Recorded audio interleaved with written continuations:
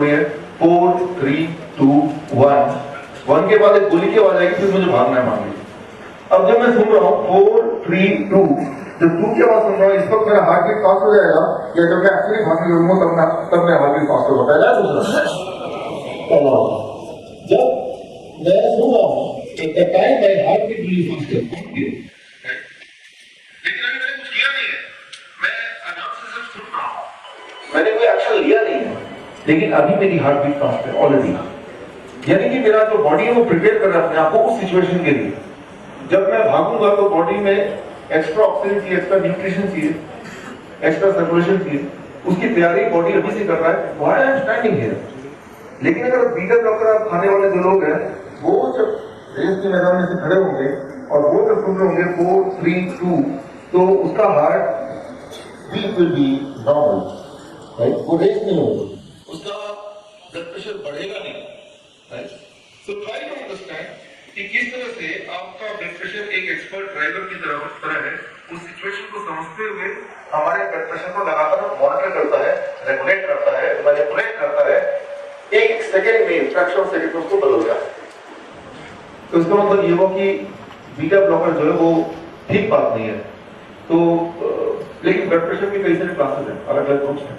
Aldosterone blocker एक और है, लेकिन उसका क्या है कि वो शुरू में हार्ट बीट जो 5 to 5 सिंगलों में हार्ट का या बॉडी का, उसको ब्रेक नहीं करता है। वो एक और सिस्टम पे काम करता है, एंड्योरेंस पे, लगातार भागने की हमारी कैपेबिलिटी है, तो उसको कॉम्प्रोमाइज कराता है ब्लड प्रेशर को रोकने के लिए।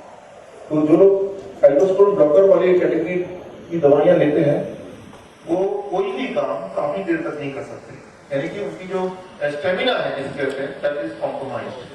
सो जो ब्लड सर्कुलेट होता है उसकी एक स्पीड है, उसका एक प्रेशर है, वो प्रेशर हमारी बॉडी डिसाइड करती है, बिकॉज कई सारे सिचुएशन में वो अलग अलग तरह से परफॉर्म करना होता है, अलग अलग प्रिपरेशन से होती है। आज से हजारों साल पहले जब बाकी जानवरों के हम जंगल में थे, तब हमारे बॉडी के सारे इंद्रियों को का खतरा था। खतरे में कितना ब्लड प्रेशर होगा ताकि हम खतरे का सामना कर पाए, फाइट या भाग पाए, फ्लाइट, राइट? सो ये दोनों चीज मुझे लगता है कि इंसान और बाकी जानवरों में सबसे बड़ा जो फर्क है वो यही है।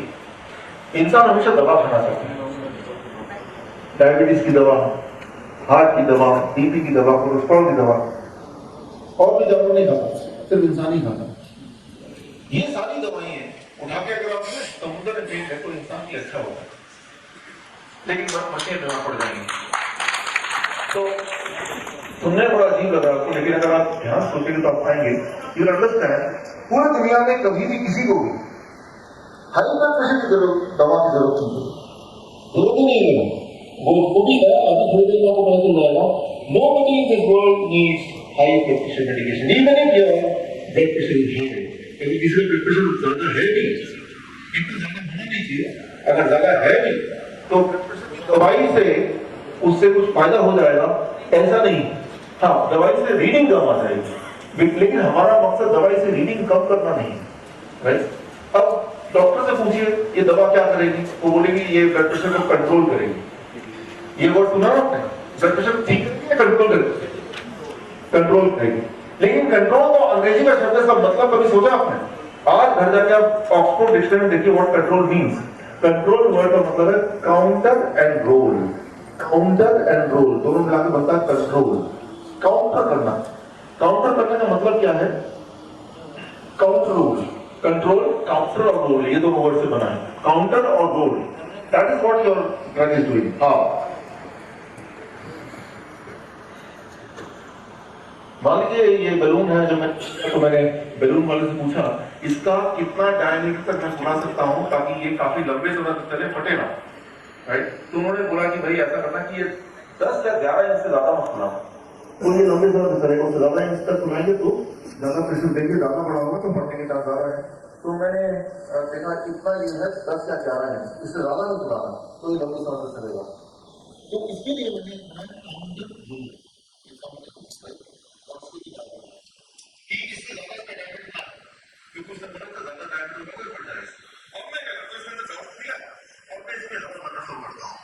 तो फटेगा कि नहीं फटेगा, लेकिन इसका डायमीटर डायमीटर तो बढ़ नहीं रहा बिकॉज एक काउंटर करने के लिए बाहर से एक एक्स्ट्रा एक प्रेशर है, लेकिन उसका डायमीटर नहीं बढ़ेगा तब भी ये फटेगा। ये बड़ी सिंपल बात है, राइट। तो ठीक उसी तरह से ये सही बात है कि हाई ब्लड प्रेशर से बहुत सारी दिक्कत आ सकती है, हार्ट अटैक हो सकता है, ब्रेन स्ट्रोक हो सकता है, किडनी फेल हो सकता है, वेरियस थिंग्स। लेकिन अगर आप दवा से उसको काउंटर करेंगे, यानी कि काउंटर कर रहे हैं तो रीडिंग कम आ जाएगी, डायमीटर उतना ही रह जाएगा जितना सेफ लिमिट उसने मैन्युफैक्चरर ने मुझे बताई है, राइट। लेकिन जो प्रोटेक्शन चाहिए था, the kind of protection which I was expecting, वो नहीं होगा, राइट। ये सारी जो दवाइयां हैं इनका नाम जो मैंने बताया, बीटा ब्लॉकर है, एस इनहिबिटर है, कैल्शियम चैनल ब्लॉकर है, डायबिटिक्स है, ये अंग्रेजी के नाम हैं जो सुनने में बड़े ही एलिगेंट लगते हैं। अभी हमारे मित्र क्या है, आशुतोष जी, मित्र जी नहीं आया, उन्होंने बोला आप जो किताब लिखते हैं इसको हिंदी में जब लिखते हैं तो उसमें जो ईवन दवाइयों के नाम क्या हिंदी में कीजिए ना। मैंने इस बार सोचा कि ब्लड प्रेशर वाली किताब हमारी आ गई है तो उसमें इन दवाइयों का ट्रांसलेशन भी हिंदी में करने बोल दिया। बीटा ब्लॉकर को हिंदी में ट्रांसलेट कर दो, कैल्शियम चैनल ब्लॉकर को हिंदी में ट्रांसलेट कर दो, डायबिटिक्स को हिंदी में ट्रांसलेट कर दो, एस इनहिबिटर को हिंदी में ट्रांसलेट कर दो। तो जो ट्रांसलेट अगर आप कोशिश कीजिए ट्रांसलेट करने का तो उसका आ जाएगा दबा दो, कुचल दो, आगे बढ़ना दो, तो ये सारे मीनिंग है। तो अंग्रेजी में उसे बीटा ब्लॉकर बोलते हैं, रोक दो उसको, दबा दो उसको, कुचल दो, ये क्या है भाई, इसका नाम है, हिंदी में तो ये नाम हो सकता है इनका।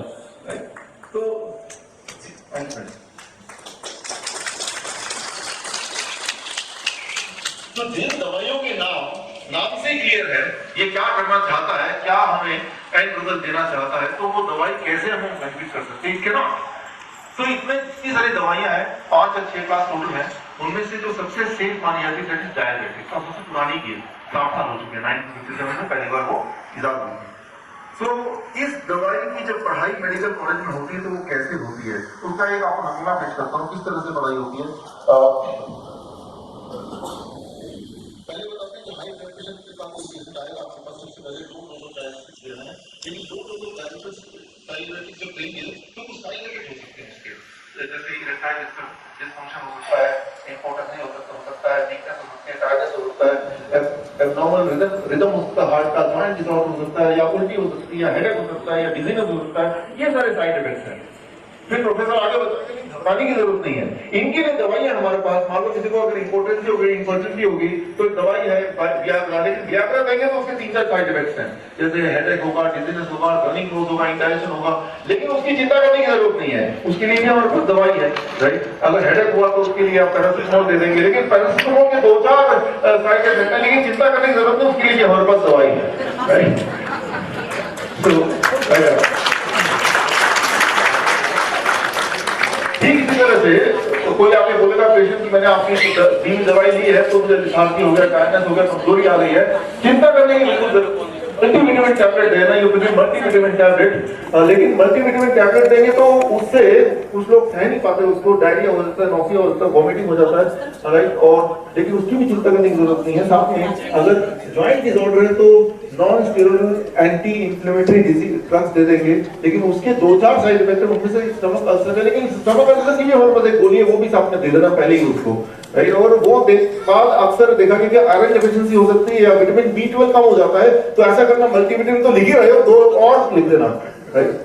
तो आप जरा सोचिए कि ये तो शुरुआत है पढ़ाई की, तो इससे किसी भी इंसान का भला कैसे हो जाएगा, लॉजिकली सोचिए, राइट।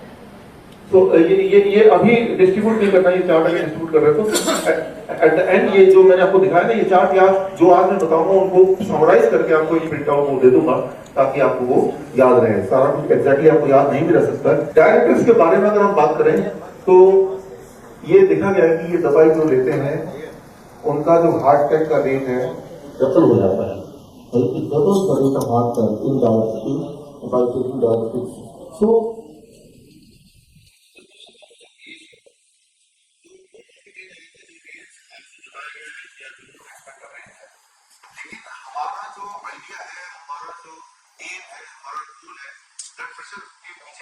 उसका कोई नंबर अचीव करना नहीं है, बल्कि हमारा हेल्थ लॉस्ट है, वो लंबी आयु हो जाए, दैट इज व्हाट इज। इसमें एक वर्ड देखिए ध्यान से, अगर आप देख पा रहे हैं, जो लोग नहीं देख पा रहे यहाँ पे, that is using directives to treat the borderline hypertension doubles the rate of heart death, right? So borderline hypertension, ये कैसे पता चलेगा आप हाइपरटेंशन या हाई ब्लड प्रेशर के मरीज है भी कि नहीं? हाउ यू नो अबाउट कि आपको ब्लड प्रेशर है कि नहीं? तो कितने ब्लड प्रेशर को नॉर्मल मानेंगे, कितने ब्लड प्रेशर को एबनॉर्मल मानेंगे? बात तो सबसे पहले यहाँ से शुरू होती है। इसके लिए मैं आपको कुछ एग्जांपल देता हूँ, डिसाइड आप कीजिए what should be the normal blood pressure, right, beyond which it should be called as high blood pressure. अगर हम एक देश का नाम लेता हूँ नॉर्वे, नॉर्वे में वहां की आम जनता का जो ब्लड प्रेशर है वो लगभग है 150/90 एवरेज। किसी भी आम जनता का ब्लड प्रेशर है 150/90 और नॉर्वे पूरे दुनिया में सबसे लंबी आयु वाला देश है। यहाँ के लोग लगभग 80 साल जिंदा रहते हैं। इंडिया के लोग का जो एवरेज लाइफ स्पैन है वो है 63, इंडिया का, हमारे देश का, वहां का 80। अब उस देश में जो कि यूरोप में है, वहां पे 2003 में गाइडलाइन बनाया कि जिनका ब्लड प्रेशर 140/90 से ऊपर होगा वो हाई ब्लड प्रेशर के पेशेंट है। ये गाइडलाइन बनते ही 76% नॉर्वे के citizen high blood pressure category में आ गए, यानी कि दवाई लेने के लिए वो सूटेबल बन गए। तो ये सोचिए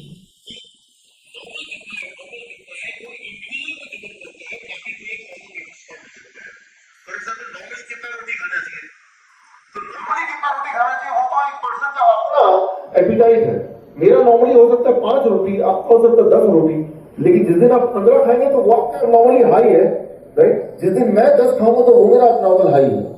so it depends on the person. जिस तरह से कोई ये आप कैटेगरी डिसाइड कर ले कि 4 रोटी खाने वाला उसके ज्यादा होगा तो नॉर्मल, राइट, उससे कम होगा तो नॉर्मल।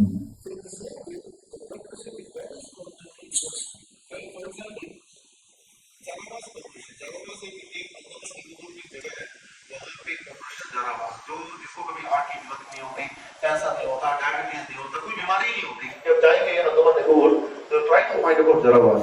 इतना इनका जो नॉर्मल ब्लड प्रेशर रहता है वो है 100/60, 100/60।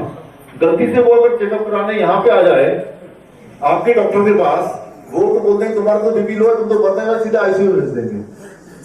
गांधी जी का ब्लड प्रेशर नॉर्मली रहता था 210/120, उनका नॉर्मल ब्लड प्रेशर था 210/120। सो आज की तारीख में अगर गांधी जी होते तो कोई काम नहीं कर पाते, वो हॉस्पिटल में ही रहते, राइट। तो वो राइट टाइम पे थे, उस वक्त ब्लड प्रेशर का कोई आंकड़ा नहीं था, उस वक्त के हिसाब से आज के हिसाब से वो बहुत बीमार हुए। तो what is the normal blood pressure, that is a big question. किसको हम नॉर्मल बोलेंगे, ये एक बड़ा सवाल है, ये डिसाइड करना। It varies from person to person depending on so many situation, right. तो जो नॉर्मल है, आपका नॉर्मल क्या है वो आपका अलग होगा, लेकिन आपका जो भी नॉर्मल है उससे अगर रेज होता है then it is high blood pressure. मैं ये बोलना चाह रहा हूं, हाई ब्लड प्रेशर एक डिफिकल्ट एंड प्रॉब्लमेटिक सिचुएशन है, लेकिन हाई ब्लड प्रेशर किसको बोलें, that itself is questionable. It varies from person to person. कोई एक पर्टिकुलर आंकड़ा लेकर अगर हम बैठ जाएं कि इसको हम हाई ब्लड प्रेशर बोलेंगे और वो पूरी पॉपुलेशन में हम उसको लागू कर दें, so that can be disastrous. तो आगे अगर हम देखें, लेस डिजीज, लो बीपी मतलब लेस डिजीज, हाई बीपी मतलब मोर डिजीज। लो बीपी मतलब नॉर्मल बीपी। नॉर्मल बीपी रहना वो इसका मतलब आपकी बीमारी हार्ट पे प्रेशर कम पड़ेगा, लंग्स पे कम पड़ेगा, किडनी पे कम पड़ेगा, तो आप कम बीमार पड़ेंगे। लेकिन आपका जो नॉर्मल है, आपका नॉर्मल, जैसे गांधी का नॉर्मल कितना था 210/120, उनका अगर 210 की जगह 250 हो जाए तो उनका हाई बीपी है, यानी कि उनकी और ज्यादा बीमारी बढ़ेगी। जबकि जारावास पॉपुलेशन है इसका कितना बताया था मैंने, 100/60, राइट। 100/60, उनका अगर 120/80 हो जाए तो उनके लिए वो हाई ब्लड प्रेशर है, उनके लिए वो हाई ब्लड प्रेशर है। तो हर एक पॉपुलेशन के लिए उसका जो ब्लड प्रेशर है वो उसके रिलेशन में होगा, तो उससे अगर वो हाई होगा तो it will be called as high blood pressure, then he will be more sick, right. So दुनिया में देखा गया कि जिन लोगों का ब्लड प्रेशर हाइयर साइड पे रहता है उनको ज्यादा बीमारी होती है, किडनी का, हार्ट का, अलग अलग बीमारी होती है।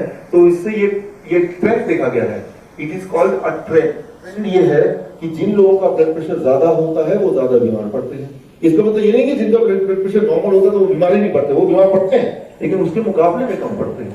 लेकिन ये ट्रेंड है, ट्रेंड और रूल में फर्क है। ये रूल नहीं है बॉडी का, ये ट्रेंड देखा गया है। ट्रेंड मतलब जैसे मैंने ये ट्रेंड देखा कि अक्सर जो लोगों की मृत्यु की न्यूज आती है उनके सबके बाल सफेद होते हैं, यानी कि ज्यादा उम्र में बढ़ते हैं तो सफेद बाल ज्यादातर पाए जाते हैं। तो ये ट्रेंड देखा गया है। इसका मतलब ये नहीं कि काले बाल का मतलब कि आप मरेंगे नहीं, राइट। इसका मतलब ये नहीं कि किसी के बाल अगर सफेद हो अगर काले पेंट करते तो उसकी आयु बढ़ जाएगी, right. So grey hair may be a marker कि आपकी उम्र बढ़ गई है या मृत्यु के करीब है, बट ग्रे को अगर ब्लैक कर दे दोबारा से पेंट करके, दैट डजंट मीन कि आपका वो जो रिस्क फैक्टर है वो कम हो गया, right. Similarly all over the world high blood pressure वाले लोगों को देखा गया कि ये भाई इनका हार्ट की बीमारी वगैरह होने के चांस ज्यादा है, but that does not mean उसकी प्रेशर को अगर ब्लड प्रेशर को जब इसको नीचे कर दें तो उनका प्रॉब्लम सॉल्व हो गया। सो यहाँ पे टू प्रूव द पॉइंट, ये देखा गया है 1993 का रिपोर्ट कि जिन लोगों का ब्लड प्रेशर ज्यादा होता है और वो दवा लेके ब्लड प्रेशर को कम करते हैं, मान लीजिए दो लोग हैं, एक का ब्लड प्रेशर 120/80 है और एक का ब्लड प्रेशर 160/100 है, तो 160/100 which is known to be high blood pressure, उनको दवा देके उसका ब्लड प्रेशर को 120/80 कर दिया तो रीडिंग तो कम आ गई, रीडिंग वहां से यहां तक पहुंच गई, लेकिन उसका जो रिस्क फैक्टर है वो कम नहीं हुआ, वो वहीं पर खड़ा है। सो रीडिंग कम दिख रही है, बल्कि कई केसेस में वो बढ़ गया। सो ब्लड प्रेशर की दवाई ओनली एक नंबर को कम करती है, ऑटोमेटिक होता है कि चलो भाई एक फॉल्स सेंस ऑफ सिक्योरिटी बोल सकते हैं आप, false sense of security, right, कि अब मेरे हार्ट अटैक होने के चांसेस कम है।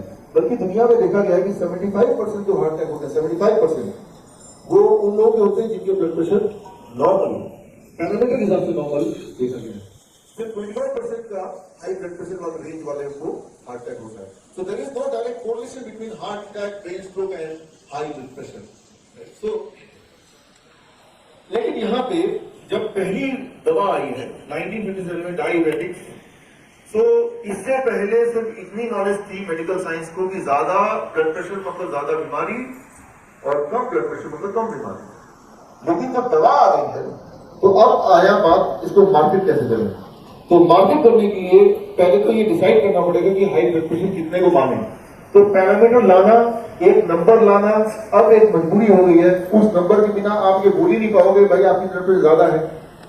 अगर आप बोलेंगे देखिए आप ये he is a tall man, इसका मतलब एक शॉर्ट मैन दिमाग में तो होगा आपके, ये बड़ा अमीर है तो इसका मतलब एक उससे गरीब आदमी दिमाग में होगा ना, एक बेंच लाइन, राइट, एक थ्रेशोल्ड। सो उसकी जरूरत कब पड़ी, राइट, जब पहली दवा डायबिटिक्स का आविष्कार हुआ। सो तब से कि कितना ब्लड प्रेशर होना चाहिए इसको हम नॉर्मल माने। नाउ अब जब ये ब्लड प्रेशर की दवा आई तो तब दुनिया में ऑलरेडी ये ट्रेंड एक्सेप्टेबल था कि ज्यादा ब्लड प्रेशर मतलब ज्यादा बीमारी, तो एफडीए ने ये सोचा कि कम ब्लड प्रेशर मतलब कम बीमारी। लेकिन उन्होंने ये नहीं समझाया उनको कि कम ब्लड प्रेशर कैसे भी करके ले आओ तो बीमारी भी कम हो जाएगी, ऐसा हो सकता है क्या। लेकिन उन्होंने अप्रूव कर दिया पहली दवा कि ब्लड प्रेशर को घटाने की कोई भी दवा हो तो वो ब्लड प्रेशर घटाती है तो उसको अप्रूव कर दो। अप्रूव कर दिया और देखा कि डायबिटीज की बात कर रहे हैं, मान लो अगर 850 लोग ये दवा लेते हैं एक साल तक लगातार, तो एक केस ब्रेन स्ट्रोक का प्रिवेंट हो सकता है। मतलब 850 लोग एक साल तक लगातार दवा लेंगे तो एक ब्रेन स्ट्रोक प्रिवेंट हो जाएगा। जो otherwise heart attack brain stroke होने वाला था उसको, लेकिन क्योंकि वो दवा ले रहा है तो उसको नहीं होगा। मतलब 849 लोगों को कोई फायदा नहीं हुआ, एक आदमी को फायदा हो गया। लेकिन वो जो एक का फिगर है वो भी अपने आप में बड़ा है, यानी कि हमारे अभी ऑडिटोरियम में करीब 400 कुछ लोग हैं, तो यानी कि आप सब लोगों को दवा लेते हैं हाई ब्लड प्रेशर की और लगातार 2 साल लेते हैं तो एक्सपेक्टेडली एक ब्रेन स्ट्रोक बच सकता है। तो इसी आधार पे मेडिकल साइंस चल रही है, इसीलिए दवा, बाकी सबको भी खाना पड़ता है कि पता नहीं किस वाले को ब्रेन स्ट्रोक होने वाला है। लेकिन इसके बदले में एक बट भी लिखा हुआ है, हर इंसान को 2-3 side effect as a gift मिलता है। साइड इफेक्ट जैसे डायबिटीज, जैसे हाई कोलेस्ट्रॉल, जैसे मोटापा, जैसे वीक हार्ट या इरेक्टाइल डिसफंक्शन या लो इम्यूनिटी या विजन प्रॉब्लम या kidney failure, those are the side effects which you will get in exchange. इस तरह के 22 साइड इफेक्ट है और उनमें से कोई साइड इफेक्ट, कौन से वाला साइड इफेक्ट किसको मिलेगा ये कोई नहीं जानता। जब आप यहां से एंटर कर रहे थे तो कौन सी वाली कुर्सी का आपको जगह मिलेगी वो आपकी किस्मत पे था, बहुत सारे फैक्टर्स पे था। Similarly, there are many factors, but that is sure, the moment you start taking those drugs, side effect एक छोटा वर्ड है, लेकिन जितना बुरा है हार्ट की बीमारी या ब्लड प्रेशर, उससे कई गुना ज्यादा बुरा और जैसे liver failure etcetera. So those are the return gift in exchange of trying to control the blood pressure with medication, right? So British medical research council, उसका स्टडी ये कहता है, ये ब्रिटिश मेडिकल जर्नल में आया था 1985 में, it did not save the life and substantial chronic side effect. Life को बचाती नहीं है. हाँ, एक हार्ट ब्रेन स्ट्रोक को बचाया, लेकिन क्या करती है, जब हम ब्लड प्रेशर की दवा लेते हैं तो ब्रेन स्ट्रोक को बचाती है, लेकिन उसके एवज में हार्ट अटैक को बढ़ा देती है. यानी कि टोटल नंबर ऑफ लोग जो मरने वाले थे वो उससे है. फर्क ये होगा कि वो ब्रेन स्ट्रोक से ना मर के हार्ट अटैक से मरेगा. तो जो जिन्होंने ये ठान लिया मुझे किसी भी कीमत पर ब्रेन स्ट्रोक से नहीं मरना, भले हार्ट अटैक से मौत हो जाए, उनके लिए ये दुनिया फिर भी ठीक है. ये एक चॉइस देता है कि टोटल मॉर्बिलिटी से दो तक है, टोटल मॉर्बिलिटी से दोनों केस में 10 लोग ही लगे, लेकिन इसमें क्या कि ब्रेन स्ट्रोक से नहीं मरना है, उसकी जगह हार्ट अटैक से.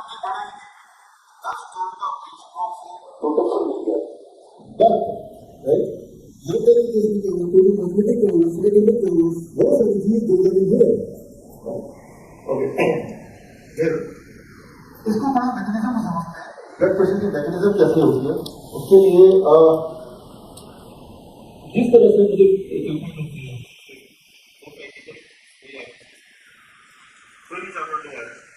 आप हर एक को मैं भी काम होगा.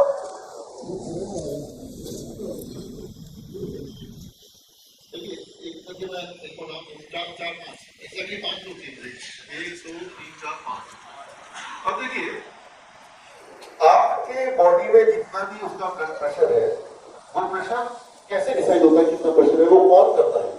It is decide by brain. Situation देख के ब्रेन डिसाइड करता है. उसके लिए ब्रेन एक सिग्नल भेजता है बाकी सारे ऑर्गन को, राइट? ये ब्रेन है नाम, राइट? देन हार्ट उसका पालन करता है, किडनी उसका पालन करता है, लिवर उसका पालन करता है, और लंग्स. तो लंग्स में अपने सेंसिंग ऑर्गन है, उसके अपने सिग्नल सिस्टम है, जिसको कहते हैं, हर एक ऑर्गन एक केमिकल निकालता है. जैसे ब्रेन इपिनेफ्रिन एक केमिकल प्रोड्यूस करता है, जिससे वो इंडिकेट करता है, हार्ट को सिग्नल देता है कितना ब्लड प्रेशर रखना है.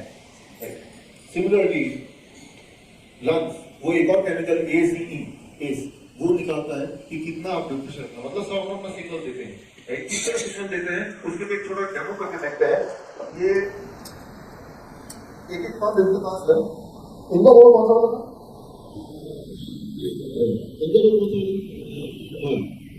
तो ये है आपका ब्लड प्रेशर का ये और ये अब मान लीजिए आपसे पिक कर तो कौन सा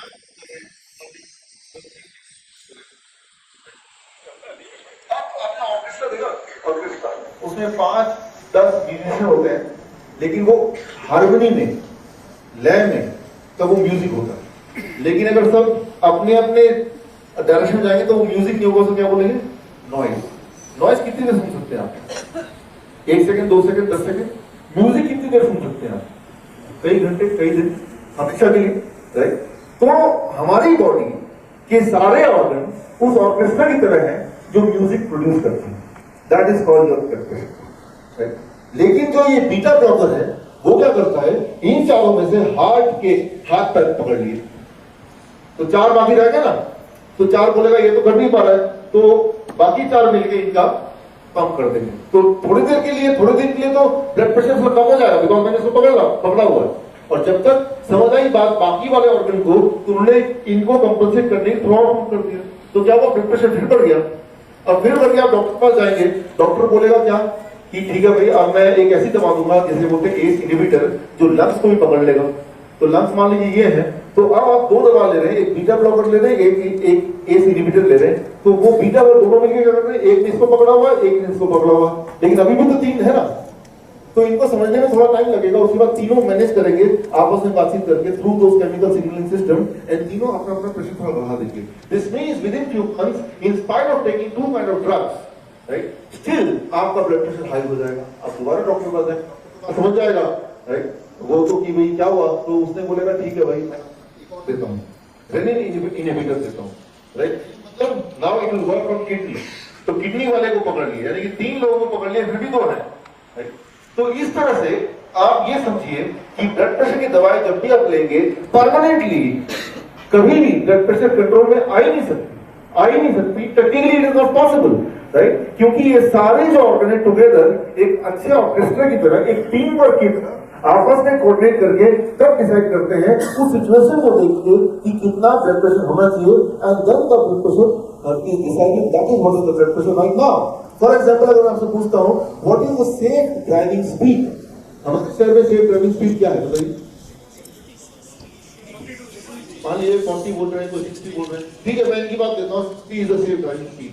मैं अपने गाड़ी की स्पीड को 60 पे सेट कर देता हूँ कि जब भी गाड़ी स्टार्ट होगी वो 60 पे चलेगी, ना तो ज्यादा ना कम, एग्जैक्ट 60 पे चलेगी। क्या वो सेफ होगा? रियल मायने में it can not be safe, it can B disaster only. तो जिस तरह से आप एक एक्सपर्ट ड्राइवर है, आप देख के कब उसको 120 पे चला देना है, फटाक से जो वो ओवरटेक कर रहे होंगे, कब उसको बिल्कुल 20 पे ले आना है, कब उसको 0 पे ले आना है। Like an expert driver you decide moment bye moment depending on the surrounding near you.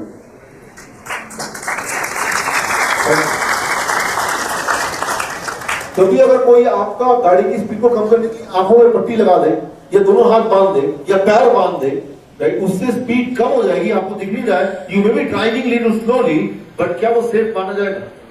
It can not be called as safe. आप सोच रहे हैं, कई बार लोग बोलते हैं कि बीपी गोली चल रही है, मैं उनको बोलता हूं बंद कर दीजिए, अरे इसी की वजह से तो जिंदा है आज 20 साल हो गए। तो मैं बोलता हूं, मुझे तो ये सोच के आश्चर्य होता है कि इसके बावजूद भी अब जिंदा है। तो बीपी की गोली की वजह से जिंदा नहीं, बीपी की गोली के बावजूद भी आप इतने समय जिंदा, ये एक बड़ी बात है। तो आप ये समझिए, आप में जो लोग ब्लड प्रेशर दवाइयां लेते हैं, कि भगवान ने हमारी बॉडी, ये गाड़ी इस तरह बना दिया है कि इतना सारा पॉइजन लेने के बावजूद भी गाड़ी इतनी लंबी चल रही है, और हम जिंदा भी सारे काम भी कर पा रहे ठीक ठाक, right. So you have to have faith on it.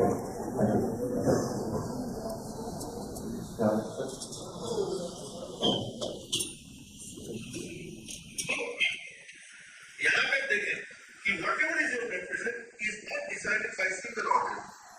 Decided by at least 1, 2, 3, 4, 5.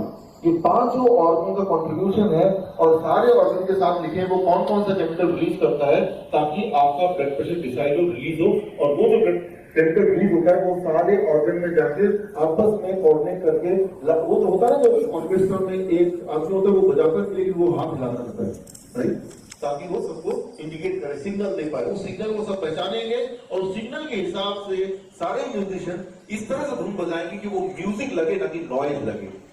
तो आपके बॉडी में जब भी आप कोई दवा लेते हैं तो वो जो म्यूजिक है, बॉडी की जो हार्मनी है, it get converted into a noise. Why you want that, right. इसीलिए बहुत सारे साइड इफेक्ट होते हैं, वो साइड इफेक्ट आपको बता रहे हैं कि आप गलत कर रहे हैं, राइट। जैसे उल्टी होती है, वॉमिटिंग होती है, वीकनेस होता है, लेथार्जी होता है, इंपोटेंसी होता है, राइट, या रैश ऑन द बॉडी होता है। कई सारे मैंने आपको साइड इफेक्ट ऑलरेडी गिनवाया है।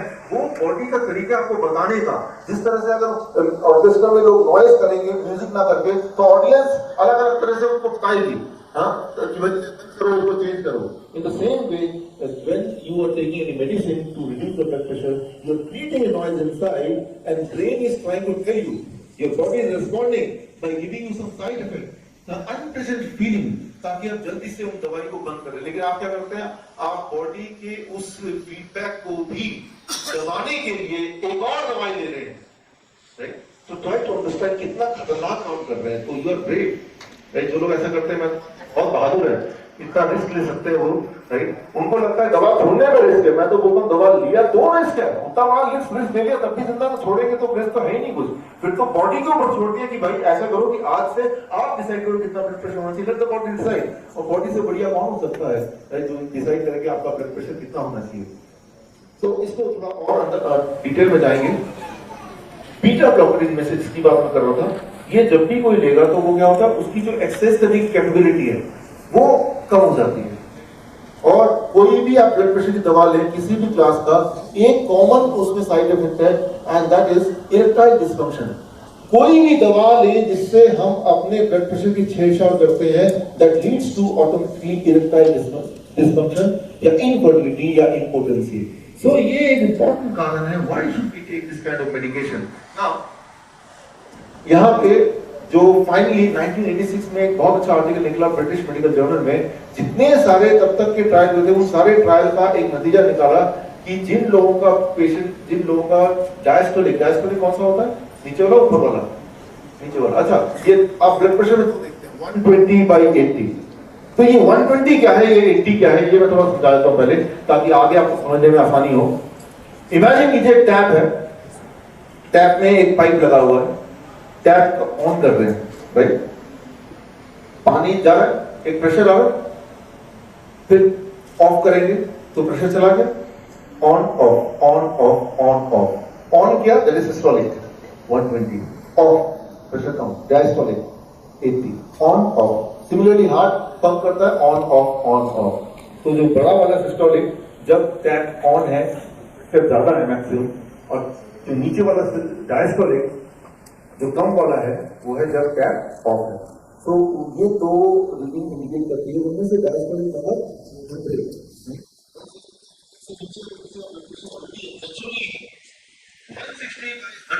से नीचे किसी का ब्लड प्रेशर ऑलरेडी है, नेचुरली है।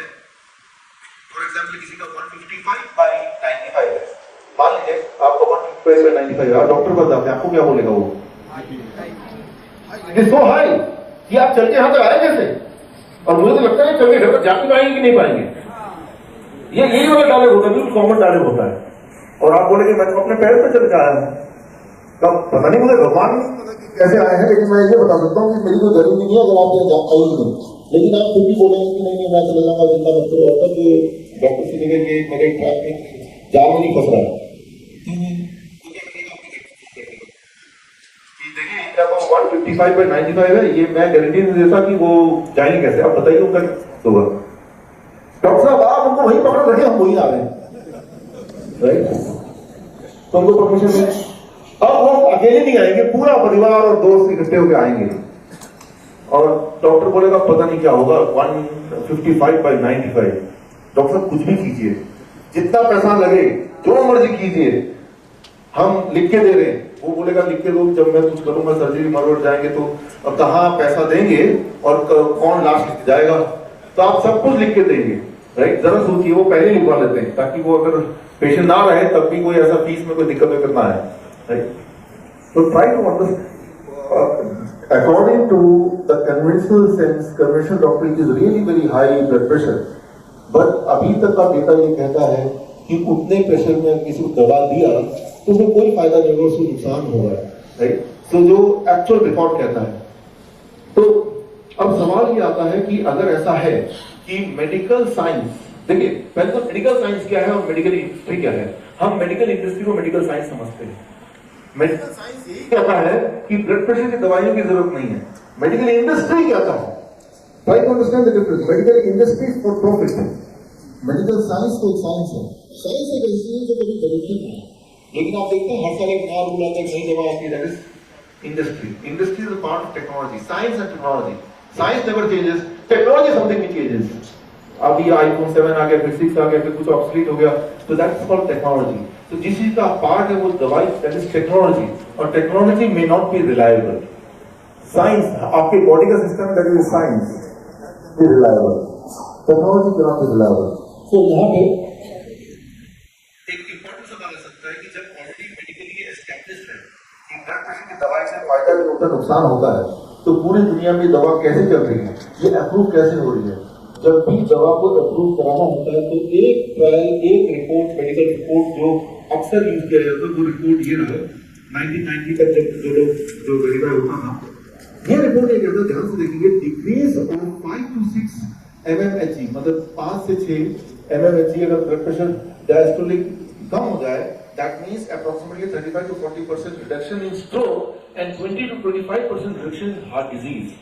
अगर आपका ब्लड प्रेशर थोड़ा कम हो जाए तो आपके स्ट्रोक का चांस, हार्ट अटैक का चांस काफी कम हो जाता है। इसका सिंपल भाषा में मतलब है। तो ऐसे में तो बनता है कि दवा लेनी चाहिए अगर ऐसा है तो। 86 में तो ये रिपोर्ट आई कि कुछ फायदा नहीं है, 1990 में रिपोर्ट आ गया बहुत ज्यादा फायदा है, तो ये हुआ कैसे? तो यहाँ पे सारे सारे ट्रायल को इकट्ठा किया, उनका कंक्लूजन है जो आपके सामने है, और उसमें एक ट्रायल ऐड कर दिया, उस ट्रायल का नाम है HDFP study, hypertension detection follow up program study. इस स्टडी में 10,000 लोग थे, और इस स्टडी में क्या किया गया, दवा दिया गया पेशेंट्स को और एक ग्रुप को दवा नहीं दिया गया, और देखें कि 5 साल तक जब दवा देंगे तो ये लोग ज्यादा जीते हैं, और 5 साल तक दवा नहीं देंगे लेकिन ब्लड प्रेशर हाई है तो ज्यादा जीते हैं। लेकिन जिनको दवा दिया गया उनको साफ में बोल दिया गया ऐसा करना, दवा रोज खाना, स्मोकिंग भी छोड़ देना, नमक भी छोड़ देना, तलावा भी छोड़ देना, और रोज एक्सरसाइज भी करना, और इनको कुछ भी नहीं बोला गया। अब जब इस ग्रुप में रिजल्ट अच्छा तो किसका ट्रेंड मिल गया, दवा की वजह से। यूं मानिए एक बच्चा बहुत अच्छा पढ़ाई कर रहा है, बहुत मेहनत कर रहा है, एग्जाम जाने जा रहा था, आपने ताबीज बना दिया और वो फर्स्ट आ गया, तो ग्रेड किस पे चला गया, देखा ताबीज बना। तो HDFP अगर स्टडी आप देखेंगे इसमें उन्होंने क्राइटेरिया में it was only not the medicine के साथ लाइफस्टाइल चेंज किया, और तब जाके रिजल्ट आया, और उसको तो वो बायस हो गया, क्योंकि उसमें क्लियरली ये दिख रहा है कि वो जो असर है, हो सकता है कि वो जो लाइफस्टाइल चेंज है उसका भी हो सकता है कि इसको होना, राइट? तो वो वाली स्टडी को इंक्लूड करनी नहीं चाहिए, या तो वो स्टडी नहीं इंक्लूड करेंगे तो जो 1980 सारे ट्रायल्स का जो रिपोर्ट था, निचोड़ था, परफेक्ट निचोड़ है कि तो उससे फायदा नहीं होता। एटलीस्ट 100 से कम जिनका डैशबोर्ड नहीं होता उनमें तो पक्का ही फायदा नहीं होता, ये एस्टैब्लिश है ही है, राइट? तो जो मेडिकल इंडस्ट्री को, मेडिकल साइंस को कैसे इन्फ्लुएंस करती है उसका एक छोटा सा नमूना मैंने आपको यहाँ पे दिया। तो यहाँ पे it is all about business, ये सारा कुछ बिजनेस है, छोटा मोटा बिजनेस है, दुनिया का सबसे बड़ा बिजनेस, कंट्रोलिंग द मनी। मैं आपको उसका एक उदाहरण देता हूँ, ये बहुत इंपॉर्टेंट इंटरेस्टिंग उदाहरण है। हमारे देश की बात करें तो 1947 जब देश आजाद हुआ था, उस वक्त की बात करें, उस वक्त पूरे भारत में जो हाइपरटेंशन, हाई ब्लड प्रेशर के पेशेंट थे वो लगभग 1% था, 1% राइट? फिर आगे करते करते करते करते आज की तारीख में बेंगलोर की बात करें तो वहां पे जो एडल्ट पॉपुलेशन है उसमें अबाउट 45% आर हाइपरटेंशन पेशेंट। लेकिन आप गौर से देखिए, हरियाणा जहां से 1980 के बाद 1993 में एक अचानक पीक दिख रहा है, एकदम पीक आ गया, ठीक है, स्ट्रेट लाइन ऊपर की तरफ, तो इतना अचानक 2-3 साल में खूब सारे 10% हाइपरटेंशन पेशेंट से 5% से कोई 30% कैसे बढ़ा जाए। राजस्थान पहले कितना था, राइट, 5 और 4%, राइट, 5.4 और एकदम 31%। वो इसलिए हुआ 1993 में हाई ब्लड प्रेशर का डेफिनेशन चेंज हो गया। उससे पहले ये था कि 160/100 से ऊपर जो है वही हाई ब्लड प्रेशर के पेशेंट है, और जैसे ही उसको 140/90 कर दिया, एकदम से पेशेंट 3-4 गुना बढ़ गए। Get the point? पेशेंट की हेल्थ वहीं की वहीं है। यूं मानिए प्रिंसिपल को सपना आया, उन्होंने बोल दिया कल से जिनके पास 80% से कम है वो भी फेल है, और बहुत सारे बच्चे फेल होने लग जाए, तो दिमाग में आएगा यार आज तक बच्चे कितने फेल होते हैं। बट द ट्रूथ इज कि बच्चों की इंटेलिजेंस वहीं पे है, लोगों की हेल्थ वहीं पे है। जैसे JNC joint national commission report 5 जो 1993 में रिलीज हुई थी, जैसी वो रिपोर्ट आई एकदम से इंडिया का जो हाई ब्लड प्रेशर के पेशेंट का जो पॉपुलेशन है वो 3-4 गुना बढ़ गया, एकदम से वो स्टीप हो गया। लेकिन इंटरेस्टिंग बात देखेंगे, ये ग्राफ आप देखिए कि जैसे जैसे 1947 जब 1% लोगों का हाई ब्लड प्रेशर था, आज की तारीख में 45% तक आ गया एडल्ट पॉपुलेशन में। मेट्रो सिटीज की बात कर रहा हूं। ठीक इसी तरह से एक और ग्राफ है, वैसे वैसे ये डॉलर का ग्राफ है। जैसे जैसे लोग इंडिया का ब्लड प्रेशर की पॉपुलेशन बढ़ रही थी, वैसे वैसे डॉलर का रेट भी बढ़ रहा था, उसी तरह से एग्जैक्टली। जब देश आजाद हुआ था तब $1 का मतलब $1। आप $1 देंगे तो $1 मिलेगा, राइट? फिर उसके बाद 1967 में $1 लेने के लिए ₹5 देने पड़ते लगभग, राइट? उसके बाद 1997 में $1 ₹31 देने पड़ते हैं। आज की तारीख में $1 लेना हो तो ₹67 देने पड़ते हैं। तो आप दोनों ग्राफ को साथ साथ रखिए, आप देखेंगे ये पहला ग्राफ देश के ब्लड प्रेशर का ग्राफ और दूसरा ये डॉलर का ग्राफ। दोनों ग्राफ में एक चीज कॉमन पाएंगे, वो 1993 में जब जॉइंट नेशनल कमीशन का प्रेशर का आंकड़ा बदला, उनका जब गाइडलाइन बदले, उसी वक्त डॉलर में सबसे ज्यादा सुनार आई, राइट? तो आप ये आपको अंडरस्टैंड करना होगा कि ये कोई छोटा मोटा खेल नहीं है। It is not a small thing, इसके पीछे बहुत बड़ी कॉन्स्पिरेसी है। जरा सोचिए आज की तारीख में दोबारा से अगर ₹1 का मतलब $1 अगर हो तो इकोनॉमिक्स में तो it will be something else which is unimaginable। तो मैं ये बोलना चाह रहा हूँ, ये ब्लड प्रेशर की दवाई की जरूरत नहीं है। लोग पूछते हैं नहीं कुछ तो फायदा होगा इसका, हाँ बहुत फायदा है, लेकिन उसके लिए जो बेच रहा है ना कि जो ले रहा है। इसके बारे में और डिटेल में अगर आपको जानना है तो एक किताब है हार्वर्ड मेडिकल यूनिवर्सिटी की लिखी हुई 2014 में रिलीज की, उसकी कॉपी है मेरे पास। ये रिपोर्ट आप डिटेल में पढ़ेंगे तो आपको थोड़ी थोड़ी बात समझ आएगी। You can read after this, इनको या मैं आपको पीडीएफ भेज सकता हूँ, वैसे भी ये नेट में अवेलेबल है अदरवाइज भी। सो यहाँ पे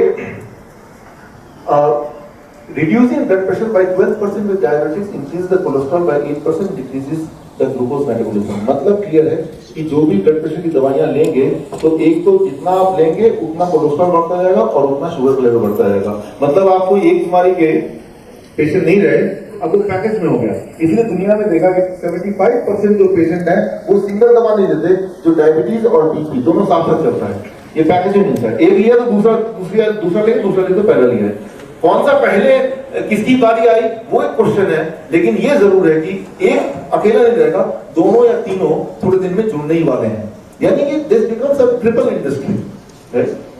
तो ये है report. 75% hypertension patient are also consume diabetes pill. Centre of disease control, ये यूएसए का जो गवर्नमेंट की अथॉरिटी है, गवर्नमेंट का जो डिपार्टमेंट है, उसकी अपनी रिपोर्ट है। तो अब यहां तक समझ आ गई का साइंस क्या है, उसका कॉमर्स क्या है, उसकी कॉन्स्पिरेसी क्या है, ये तो बात समझ आ गई। एक बात और भी समझ आया कि high blood pressure is not good. मैं ये नहीं बोल रहा कि हाई ब्लड प्रेशर अच्छी बात है, मैं सिर्फ ये बोल रहा हूँ कि हाई ब्लड प्रेशर अगर है उसमें अगर आप दवाई लेंगे तो उससे कुछ फायदा होगा ऐसा तो नहीं है, लेकिन नुकसान जरूर हो जाएगा, अच्छा खासा नुकसान हो जाएगा। जैसे आप दवाई लेंगे कुछ दिनों में आपको हाई कोलेस्ट्रॉल की दवा भी मिल जाएगी, उसके कुछ दिनों में आप डायबिटीज पेशेंट बन जाएंगे, उसके बाद मल्टीविटामिन वगैरह चल रहे हैं, फिर इम्पोर्टेंसी की दवा चल रही है, फिर आर्थराइटिस की दवा चल रही है, वो जुड़ता ही जाएगा। आप देखेंगे इंडिया की बात करें कि कॉमन मैन का एक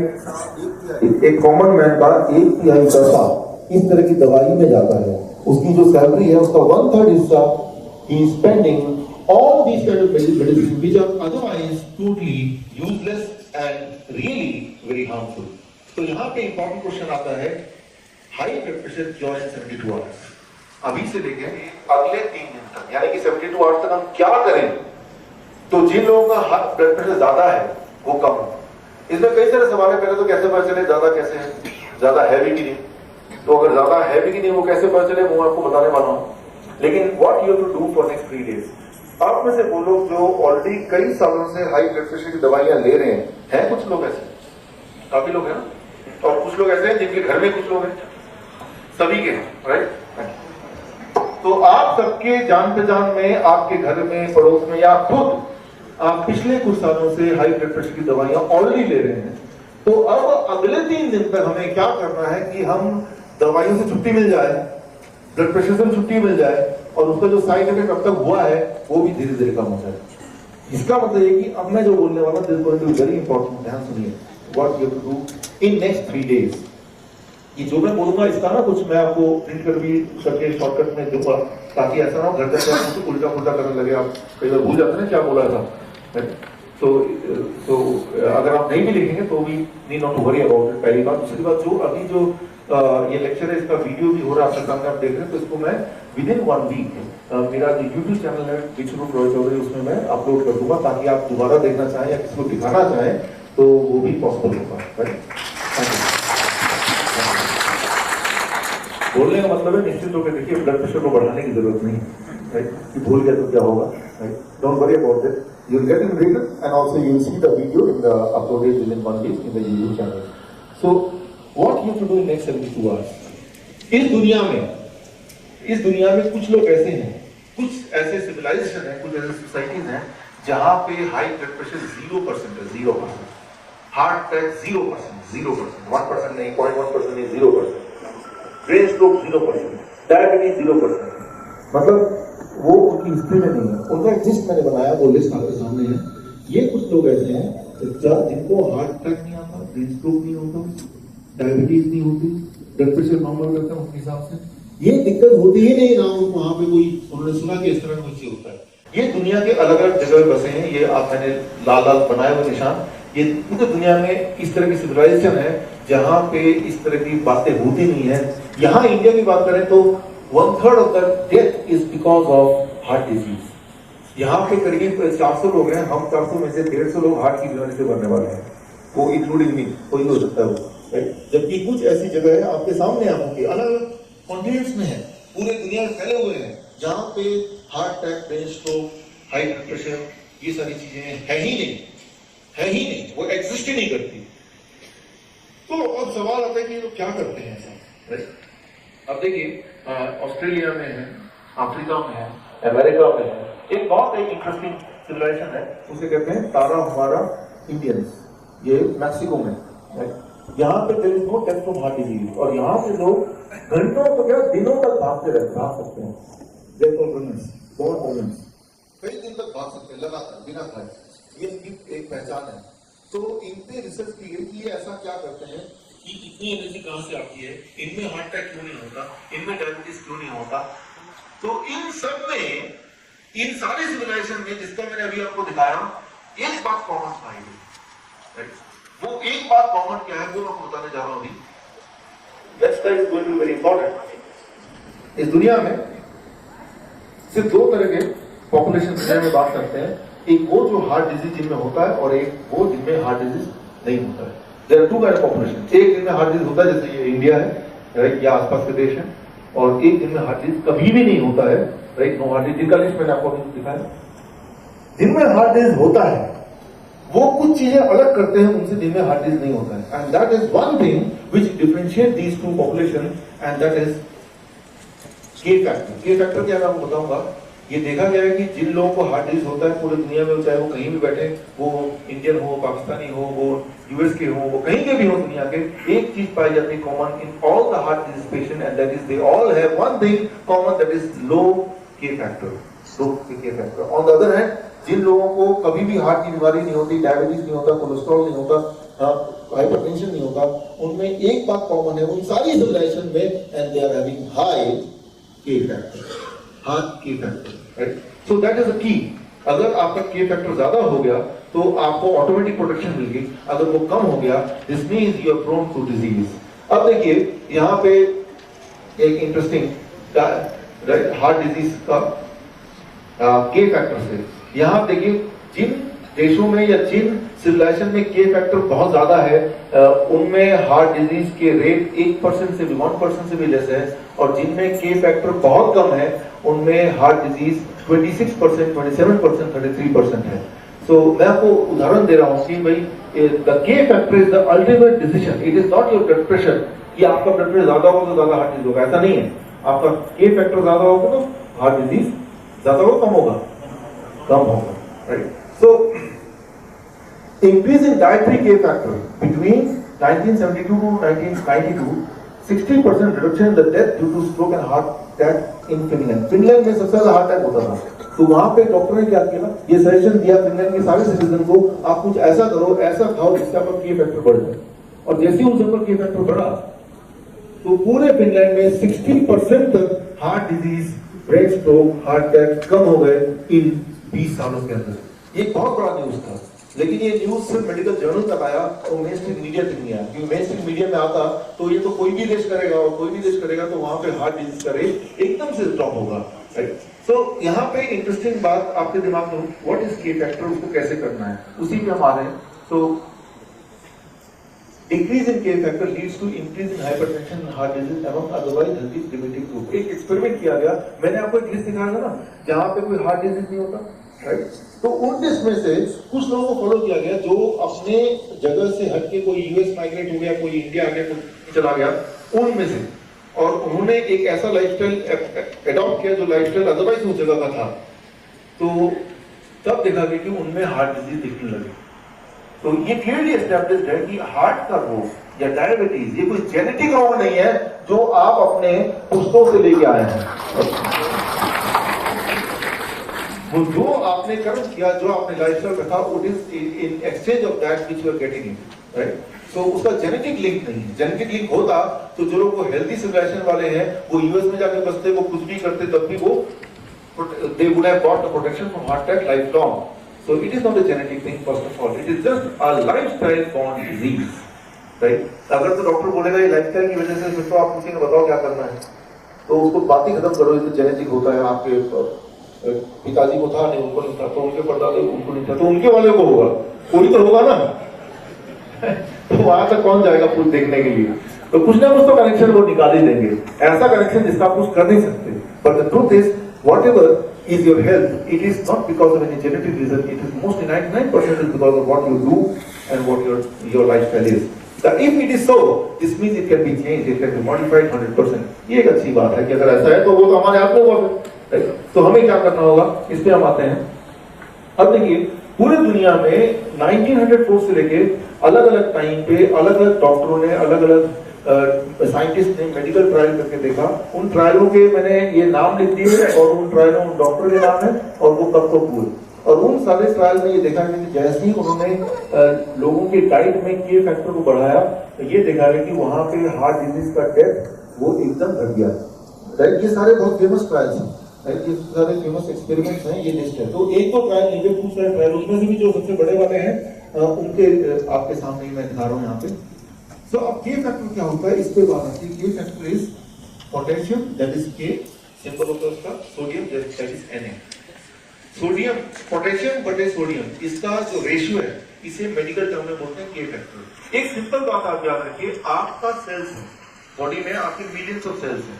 हर सेल के अंदर जितने तरह के मिनरल्स आपको चाहिए, करीब 15 तरह के मिनरल हमारे बॉडी को चाहिए। जितने तरह के विटामिन चाहिए, करीब 15 या 13 तरह के विटामिन चाहिए। वो सारे मिनरल, वो सारे विटामिन आपके सेल्स के अंदर होते हैं, हर सेल के अंदर होते हैं, राइट? ठीक उसी तरह, अच्छा ये बताइए, सोडियम और पोटेशियम ये मिनरल है कि विटामिन है? मिनरल है, राइट? तो ये उन मिनरल विटामिन में से दो है जिनकी बात हम कर रहे हैं, दो इंपॉर्टेंट, सोडियम एंड पोटेशियम। इन दोनों का टोटल जो होता है वो कांस्टेंट होता है। Sodium plus potassium total is constant, यानी कि अगर सोडियम को बढ़ाएंगे तो पोटेशियम उस रेशियो में घट जाएगा, क्लियर है? लेकिन दोनों टुगेदर मिला के वो 100 है। तो अगर सोडियम को 60 कर देंगे तो पोटेशियम कितना रहेगा? 40। और अगर पोटेशियम को 60 कर देंगे तो सोडियम 40 हो जाएगा। तो दोनों मिला के टोटल कांस्टेंट रहता है, क्योंकि जो सेल्स के अंदर स्पेस है इन दोनों के लिए, वो इन दोनों को ग्रुपिंग की है और उनका स्पेस एक लिमिटेड है, तो दोनों मिला के total should be constant, right? तो ये फैक्टर को बढ़ाने के लिए इनमें से कौन सा वाला ज्यादा होना चाहिए? Potassium should be higher, right?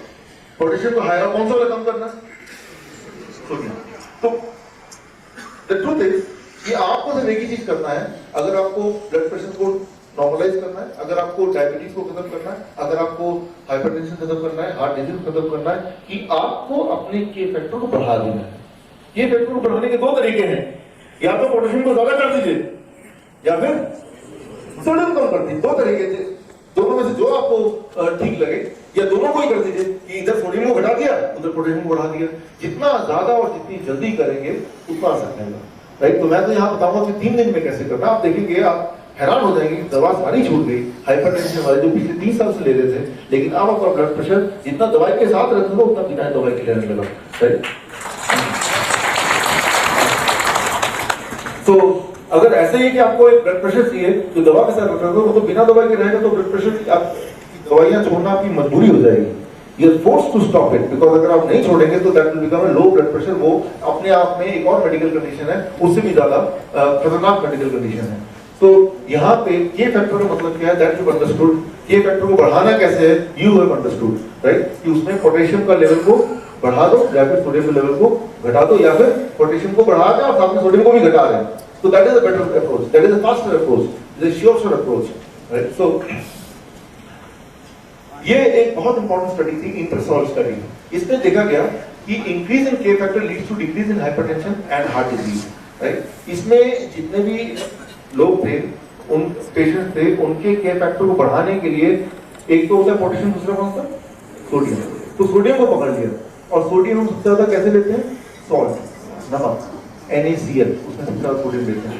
तो उन्होंने बाकी कुछ नहीं किया, सिर्फ सोडियम पे कम कर दिया, सॉल्ट को खत्म कर दिया। जैसे ही सॉल्ट खत्म किया के फैक्टर बढ़ेगा घटेगा? जैसे के फैक्टर सॉल्ट खत्म किया के फैक्टर बढ़ गया, और के फैक्टर बढ़ने का मतलब ब्लड प्रेशर नॉर्मलाइज हो गया, हार्ट डिजीज वहीं पे थम गई, ब्रेन स्ट्रोक के जो चांसेस वो कम हो गए और दवा भी छूट गई, राइट?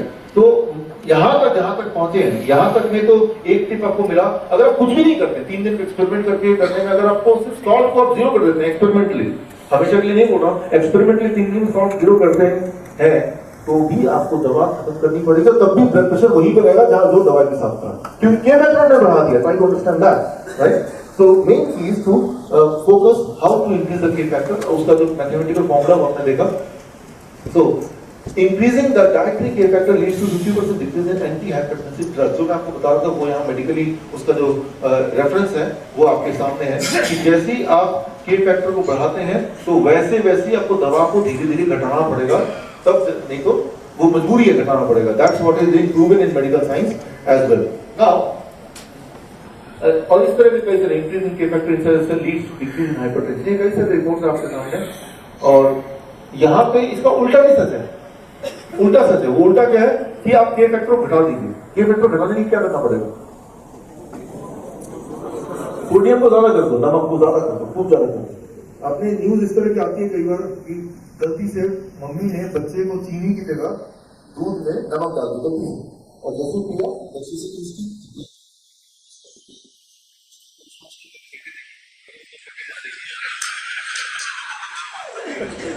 तो जैसे के फैक्टर देखिए, जैसे चीनी की जगह नमक डाला, के फैक्टर एकदम से बढ़ गया and that leads to disaster, means pressure एकदम बढ़ गया and that leads to clot, that is death, right? So heart का जो बीट है वो के फैक्टर कंट्रोल करता है, वो रिदम में हो वो के फैक्टर कंट्रोल करता है। और जैसे वो आउट ऑफ रिदम होगा तो वो खून कहाँ जाएगा, किस डायरेक्शन में जाएगा, वो डायरेक्शन लेस हो जाएगा and that leads to the fatality of the human body. तो इसका उल्टा भी सच है, इसलिए जब भी आप अगली बार देखें चीनी है कि नमक, एक बार टेस्ट करके देखें, राइट? तो रादर ये है कि ना चीनी लें ना नमक लें, कभी टेस्ट करने की जरूरत भी नहीं पड़ेगी। अब क्या है, recipe for protection from heart attack, heart disease, brain stroke and hypertension. अगला स्लाइड इस पूरे प्रेजेंटेशन प्रोसेस साइकिल को मैं आपको बताने वाला हूं क्या करें कि इसमें प्रोटेक्शन किया, नेचुरल प्रोटेक्शन। और ये वो प्रोटेक्शन है जो मेडिकली ऑलरेडी अप्रूव्ड है, मेडिकल साइंस के रेफरेंस से है, ना कि मेरी अपनी इमेजिनेशन से। It is in reference with all the accepted medical trial report.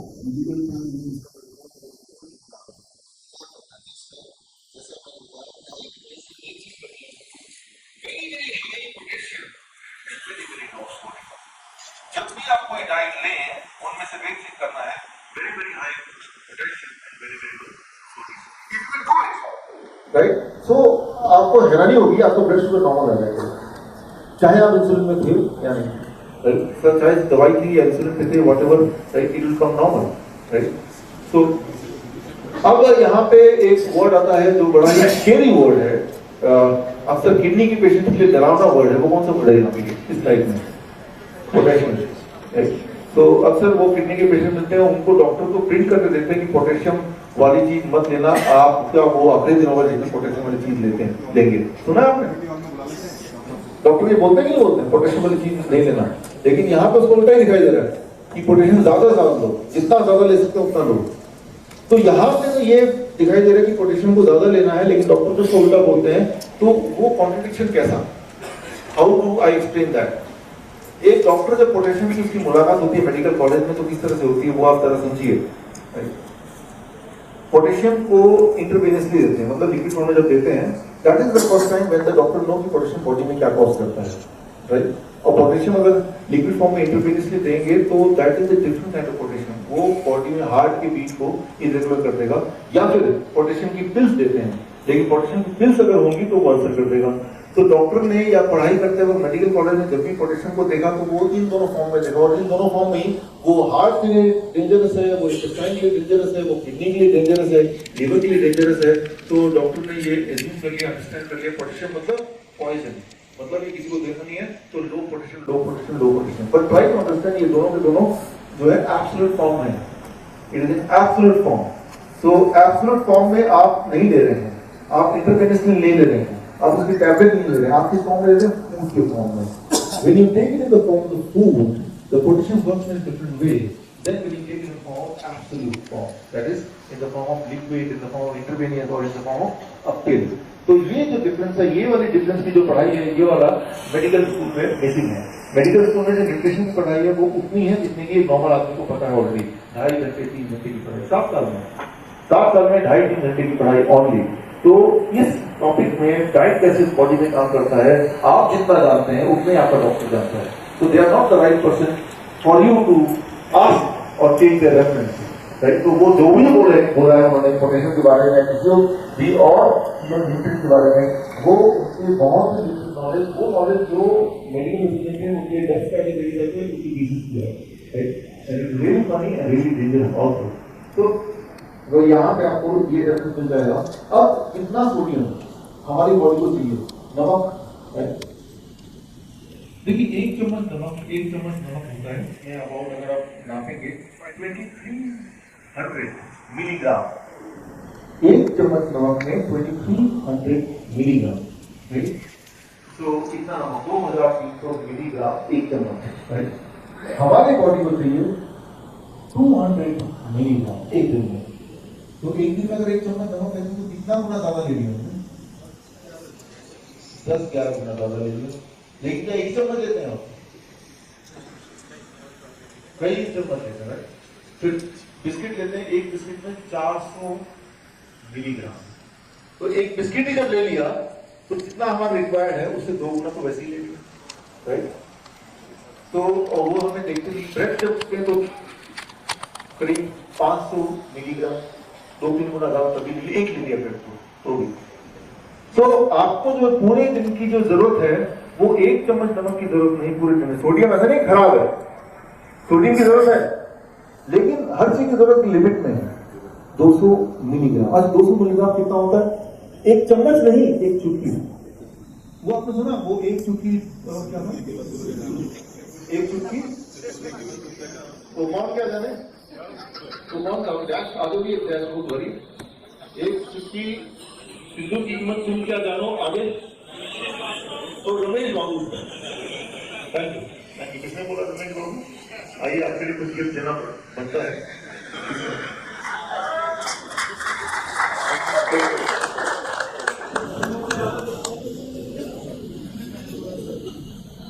अब ये रमेश बाबू जहाँ से अच्छा, अगली बार एक और सवाल पूछूंगा उसमें देखेंगे, राइट। ये जो जहाँ पे चुटकी है, चुटकी के बाद वहां पे सिद्धू की जगह शॉर्ट भर लीजिए और रमेश बाबू की जगह अपना नाम भर लीजिए। तो एक और सवाल पूछता हूं आपसे, डैश पड़ेगा महंगा, क्या पड़ेगा महंगा? कहीं तो टीवी में आता है डैश, हाँ, धूम्रपान पड़ेगा महंगा। धूम्रपान महंगा तो पड़ेगा, लेकिन ये नमक भी पड़ेगा महंगा, राइट। मैं आपको एक एग्जांपल देता हूँ कि ये जो जैसे बोलते धूम्रपान करना, राइट, दैट इज ट्रू, लेकिन जो नमक है वो उससे कई गुना ज्यादा खतरनाक है। जब कोई स्मोक करता है उसको पता है कि मैं स्मोक कर रहा हूँ, लेकिन जब वो नमक जाता है बॉडी में किसी फूड के थ्रू, वो पता ही नहीं हमें, सो दैट इज मोर डेंजरस, क्योंकि हमारे बॉडी की रिक्वायरमेंट आपको बता दिया, और जितनी हमारी बॉडी की रिक्वायरमेंट है ऑन एवरेज उसका 100 गुना देखते हैं एवरी डे।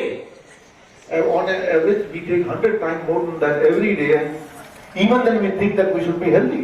उसके बावजूद भी हम ये उम्मीद लगा रहे हैं कि हमें हेल्दी होना चाहिए, वो कैसे होगा? तो यहाँ पे ये जो नमक वाली बात है, एक बहुत बड़े डॉक्टर थे, आज से 40 साल पहले एक डॉक्टर हुआ करते थे, उनका नाम था डॉक्टर कब्बर।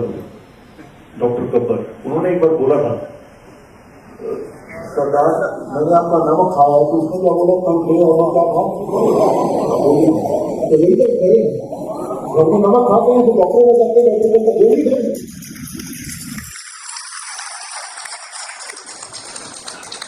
40 साल पहले गब्बर ने ऑलरेडी बोल के गया था कि नमक खाएंगे तो गोली खानी पड़ेगी, वही हो रहा है।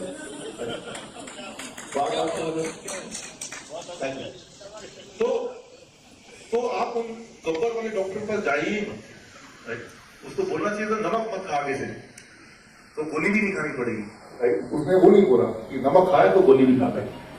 तो यहाँ पे अगर हम देखें इंसान की हिस्ट्री, ह्यूमन बीइंग की हिस्ट्री, पिछले 50 साल की हिस्ट्री, 50,000 साल, सॉरी 50 नहीं 50,000 ईयर्स, राइट, जब इंसान सिविलाइज होने लगा था, सिविलाइजेशन में आया था, जब वो थोड़ा बहुत टूल्स बनाने लगा था, जब वो बाकी एनिमल से डिफरेंटली बिहेव करने लगा था, दैट वाज 50,000 ईयर्स। उसमें पहले 40,000 ईयर उसका जो टाइम था वो जो हाई पोटेंशियल टाइम, और आखिरी के 7,000 साल जो थे उसका जो टाइम था वो high sodium time. First 43,000 year of human history, right, that was high potential time पे था। और अभी से लेके पिछला जो 7,000 साल है, that is high sodium diet, right. अगर आप ये स्टडी करेंगे हिस्ट्री में जाके तो ये पाएंगे, मैं आगे दिखाऊंगा आपको। अब अगर इसको ध्यान से देखें, जब 43,000 ईयर्स में कोई डिजीज का नामो निशान नहीं था, वही तब टाइम था जब वो डेयरी प्रोडक्ट ह्यूमन बीइंग ने चखा नहीं था, गाय का दूध तब नहीं था। उसके बाद गाय का दूध का हिस्ट्री देखिए 7,000 साल पुरानी है। 7,000 साल पहले मानव ने पहली बार गाय का दूध का सेवन करना चालू किया था, राइट। और गाय के दूध के बारे में मोस्ट इंपॉर्टेंट थिंग, उसमें जो सोडियम कंटेंट होता है वो इंसान के दूध से करीब 3 गुना ज्यादा होता है, 3 टाइम मोर, राइट। तो गाय का दूध है वो न्यूट्रिशन है, लेकिन एक्सेस न्यूट्रिशन भी जरूरी नहीं हमारे लिए। जैसे sodium is a kind of nutrition, but वो 3 गुना ज्यादा, 3 टाइम्स मोर। इसलिए मैं अपने हर सेमिनार में बोलता हूँ कि आप गाय का दूध या कोई भी दूध फॉर दैट मैटर आप उसका अवॉइड कीजिए, राइट। और हमारे कोई लोग बोलते हैं कि हमारे पूर्वज दूध पीते थे, पूर्वज कहाँ पीते थे? 43,000 ईयर तक तो नहीं पीते थे ना, वो 7,000 से तो पीते थे। और जब से पीते तब देखिए क्या हुआ, तभी से बीमारियां आई हैं और तभी से दवाइयां आई हैं। ये आयुर्वेद है, ये 5,000 साल पुराना है, योगा है वो 6,000 साल पुराना है, फिर एक्यूपंक्चर है, ये सारी चीजें वो 5, 6, 7,000 पुरानी तो है। यानी कि तब से मानव बीमार होने लगा, तभी उसका इलाज होने लगा। अब क्या करें हम? उससे पहले ना तो बीमारी थी ना कोई इलाज था, राइट। कभी देखा आपने एनिमल को एक्यूप्रेशर करते हुए? इंसान ही करता। तो ये जो चाइनीज एंशिएंट जो हेल्थ मेथड है या इंडियन आयुर्वेद जो सबसे पुराना माना जाता है, ये उससे पुराना जो माना जाता है योगा, तो ये जो इनका जो आविष्कार हुआ, ये प्रचलन में आया, ये कब आया? जब जरूरत पड़ी होगी ना। जरूरत कब पड़ेगी? जब कोई बीमार पड़ेगा, राइट। तो वो कब हुआ? वो ये कोरिलेशन है। तो कभी भी कोई अगर आपको बोले तो दूध तो हमारे पूर्वज पीते थे, लेकिन 7,000 साल पहले तक पीते थे। उसके पहले वाले वो भी तो हमारे ही पूर्वज हैं, and milk is one of the thing. उसमें कई सारे और अवगुण हैं, राइट। लेकिन मिल्क के अगर कभी मौका दे तो उसके लिए पूरा एक दिन का लेक्चर हो सकता है। इसलिए मैंने कहा कि ये व्हाइट ट्रूथ 2017 जो डायरी है, जो हमारे एजुकेटर्स हैं, डायबिटीज एजुकेटर, जो डायबिटीज एजुकेटर्स हैं, तो जब यहाँ से आप जाएंगे तो I can take you can get one copy of this white truth. इसमें हर हफ्ते के लिए एक व्हाइट ट्रूथ, सफेद सच, राइट, दूध का या उससे जुड़ा हुआ सच, एक ऐसा सच जो अगर आप समझ लेंगे तो बॉडी के मैकेनिज्म हर चीज क्लैरिटी से समझ आएगी हर हफ्ते के लिए, right. So this you can pick up once I am through with this. तो यहाँ पे आप कंपैरिजन देखिए सोडियम कंटेंट। 2 तरह का खाना है, एक भगवान का बना हुआ, एक इंसान का बना हुआ। इंसान का बना हुआ खाना में 100 ग्राम बिस्किट में 450 mg सॉल्ट है, जो सोडियम है। मफिन्स में 100 ग्राम मफिन में 600, ब्रेड में 100 ग्राम का ब्रेड होगा तो 400, डोनट में 100 ग्राम का अगर डोनट होगा तो 500 मिलीग्राम। तो ये इंसान का बनाए हुए हर खाने में एक चीज बहुत ज्यादा मात्रा में, वो क्या है? सोडियम। कितने गुना?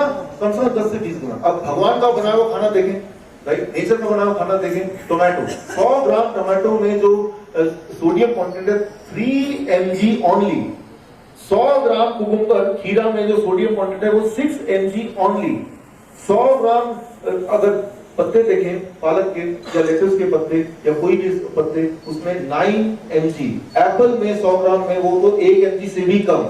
तो भगवान ने जितने भी सारे फूड बनाए हैं पूरे दुनिया के लिए, उसमें एक चीज की मात्रा बहुत कम डाली है, वो सोडियम। और इंसान ने जितना भी खाना बनाया है उसमें एक चीज की मात्रा बहुत ज्यादा डाली है, 10-20 गुना, वो है सोडियम। तो नियम ये रहा, if it is man made don't eat, right. अगर वो इंसान ने बनाया तो वो खाना मत खाइए, राइट। तो इंसान का बना हुआ हर खाना आपको और बीमार करता है। ये सामने आपने आपको देख रहे हैं, you are able to see this clearly. So when you keep on eating this, तो आप जब इंसान का बना हुआ खाएंगे खाना, तो के फैक्टर बढ़ेगा कि घटेगा?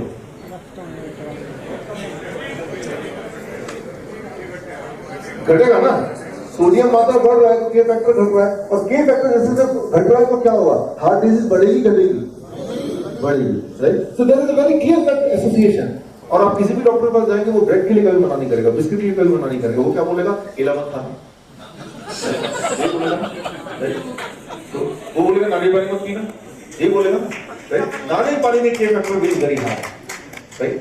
नारियल पानी में के फैक्टर बहुत, वो बोलेगा गाय का दूध पी लेना, के factor is very low, sodium content very high, right? तो वो जो भी बोलेगा वो उल्टा बोलेगा, रिजल्ट भी उल्टा हो रहा है, एक बीमार आदमी और बीमार होता जा रहा है, right? That is what is happening.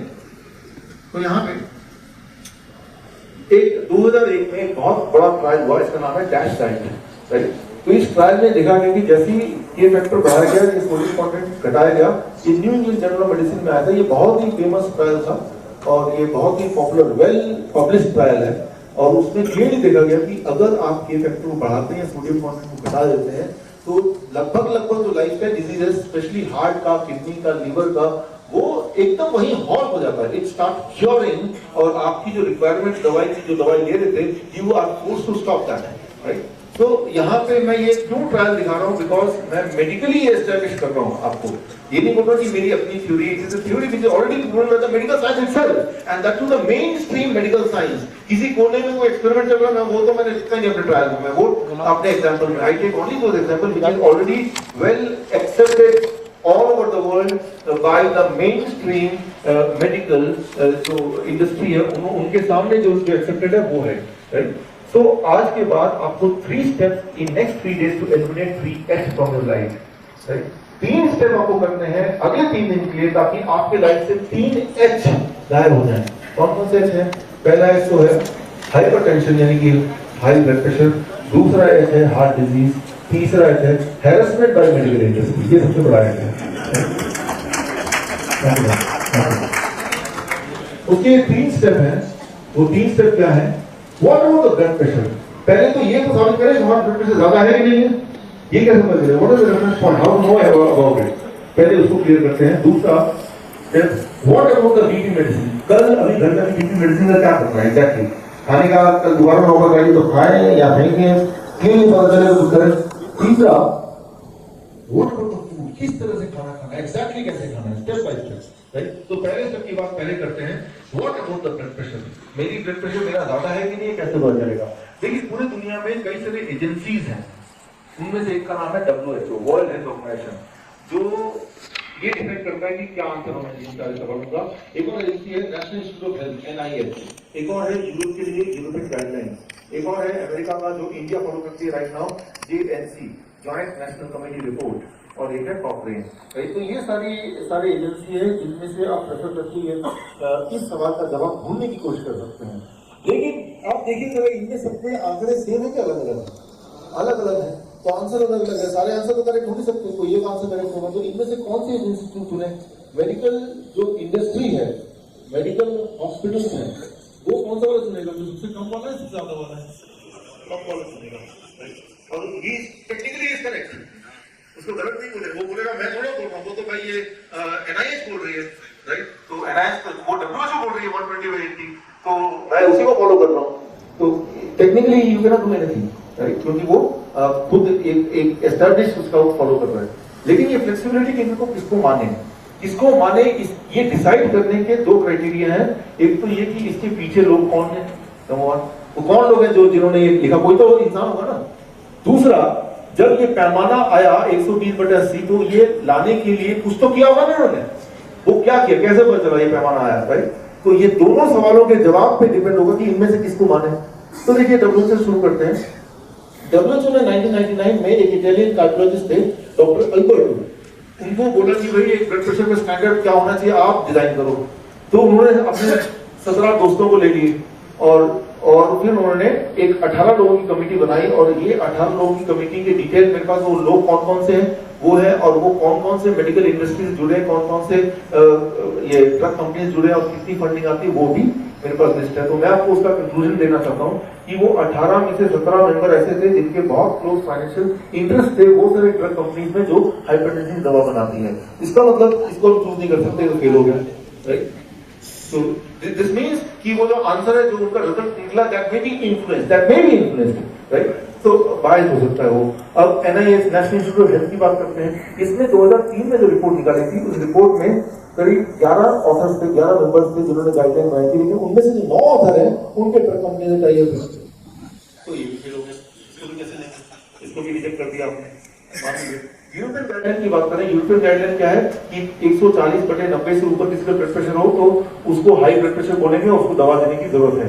That is the guideline of European guidelines. लेकिन इसमें भी अगर ऑथर की बात करें, journal of American medical association का जो जर्नल है 2013, उनके अनुसार कि वो जो ऑथर्स थे जिन्होंने ये गाइडलाइन बनाया है, उनके भी ड्रग कंपनी से बहुत ही क्लोज फाइनेंशियल इंटरेस्ट थे। तो ये भी प्रूव हो गया, तो इसको भी हम नहीं ले सकते। तो एक तो ये है कि वो जो ऑथर है जिन्होंने लिखा उनका बैकग्राउंड क्या है चेक करना जरूरी है। आपको हमारे हेल्थ का सवाल है, हमारे जिंदगी का सवाल है, राइट। तो क्योंकि ये WHO अपने आप में क्या है, वो तो एक इनविजिबल चीज है, लेकिन उसमें जो लोग हैं वो कौन है, राइट, उनका इंटरेस्ट क्या है, उनका लाइफस्टाइल क्या है, वो सब जानने की जरूरत है। दूसरा, इन्होंने जब ये किया, ये बनाया, तो ये आंकड़े आए कैसे, ये दोनों सवाल के जवाब देने जरूरी है।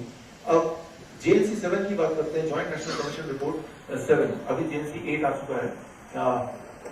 इसमें भी 10 में से 9 मेंबर का कॉन्फ्लिक्ट ऑफ इंटरेस्ट था, यानी कि वो ड्रग कंपनी से जुड़े हुए थे, उनके प्रोफाइल में था। दिस मींस ये भी एक नेगेटिव पॉइंट होगा कि इसको हम नहीं माने तो ठीक है, because it can be influenced, it can be biased, right.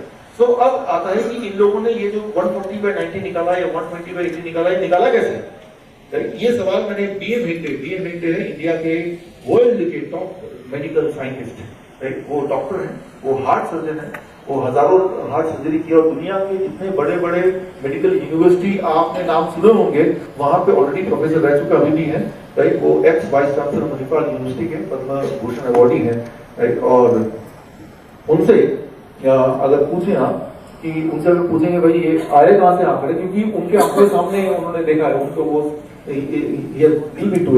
उन्होंने एक कमेटी बनाई है 15 साइंटिस्ट, उनमें से 4 साइंटिस्ट नोबेल प्राइज विनर्स हैं।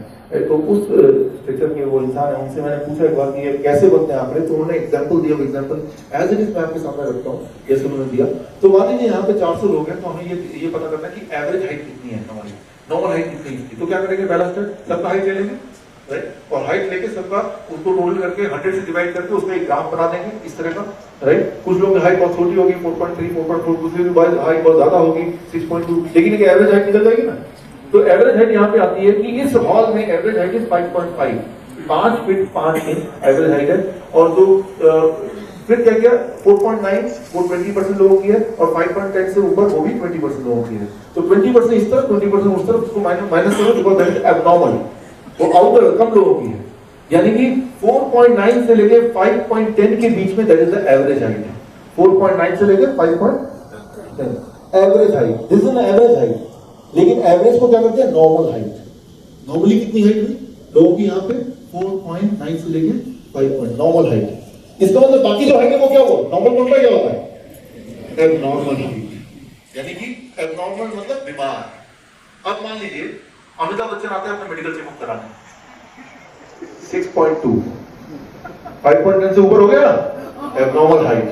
तो क्या करना पड़ेगा इनको नॉर्मल करने के लिए, एम्पुटेशन, पैर काट दो। ऐसे है ना, ये तो उनका आंसर है। अब आती जया बच्चन मेडिकल चेकअप करेंगे 4.8, तो मेडिकल रेफरेंस देखते हैं मेडिकल कैसे होता है। तो ये तो 4.9 से लेके 5.10 के बीच में 4.8, तो रेड लाइन आ गई एबनॉर्मल हाइट। तो वो जो पैर काटे थे वो थोड़ा सा, तो अब ये नॉर्मल रेंज में आ गए। तो एक्चुअली वो एवरेज है, ये एबनॉर्मल नहीं है, राइट। सो ये कोई बीमारी नहीं है। तो ठीक इसी तरह से ब्लड प्रेशर कैसे निकाला जाता है, उन्होंने बोला कि इस तरह से बेल शेप्ड ग्राफ, कि इस तरह से ब्लड प्रेशर सबका ले लिया, फिर एक एवरेज निकाल लिया, इस तरफ 20% हटाओ, इस तरफ 20% हटाओ, this is the average, right. But average and normal are 2 different things, right. Average normal एक बात नहीं है। तो ये अगर इस पैरामीटर में इस तरह से अगर वो ब्लड प्रेशर का आंकड़ा निकालेंगे तो ये रिलायबल नहीं है, इस पर डिपेंड नहीं हो सकते, राइट। सो अब कॉकरेन की बात करते हैं। आपने मैंने आपको एजेंसी सारी दिखाई थी यहाँ पे, इस एजेंसी में 1 2 3 4 5, राइट। बाकी चारों का मैंने आपको बता दिया, 5वां है कॉकरेन गाइडलाइंस। कॉकरेन गाइडलाइंस के हिसाब से उन्होंने 2012 में एक रिवोल्यूशनरी एक वो दिया report, it is based and harmful in treating blood pressure less than 160/100. किसी का ब्लड प्रेशर अगर 160/100 से नीचे है और उसको दवा देके और नीचे करने की कोशिश की गई तो वो ना केवल वेस्ट है, वो बहुत ज्यादा हार्मफुल है। पहला स्टेटमेंट। दूसरा स्टेटमेंट, जिनका 160/100 से ऊपर है उनको दवा देके फायदा होगा कि नहीं, इसके लिए और हमें अध्ययन करने की जरूरत है। तो जिनका कम है उनको दवा नहीं देनी है, और जिनका ज्यादा है उनको दवा देने के बाद फायदा होगा कि नहीं वो तो भगवान नहीं जानता फिलहाल। तो कंक्लूजन ये कि दवा देनी नहीं है। That is what cockroach guidance है। जैसे कॉकरेज ने कैसे निकाला, उनका ये मेथड नहीं, जो मेथड मैंने अभी एक्सप्लेन किया जय बहादुर वाला, इनका जो मेथड है कि पिछले से दवाइयां चली हैं 1957 में कौन सी पहली मेडिसिन जब लॉन्च की, तब से लेकर अभी तक ये सारे ट्रायल्स को लेके और निचोड़ क्या है, जिन लोगों ने दवा लिया ब्लड प्रेशर कम करने की, और जो लोग दवा नहीं ले पाए because of not availability of medicine और समथिंग एल्स, क्या जिन लोगों ने दवा नहीं ली क्या उनकी हेल्थ खराब हुई या उनकी हेल्थ ज्यादा अच्छी रही, वो सारे चीजों को लेके अब क्या हुआ पिछले 60 सालों में या 70 सालों में जब से दवाई आई है तब से जिन लोगों ने दवा लिया are they in a better position in comparison to those who did not take the medicine. The answer is Cochrane guideline की नीति में जाएंगे, it is no.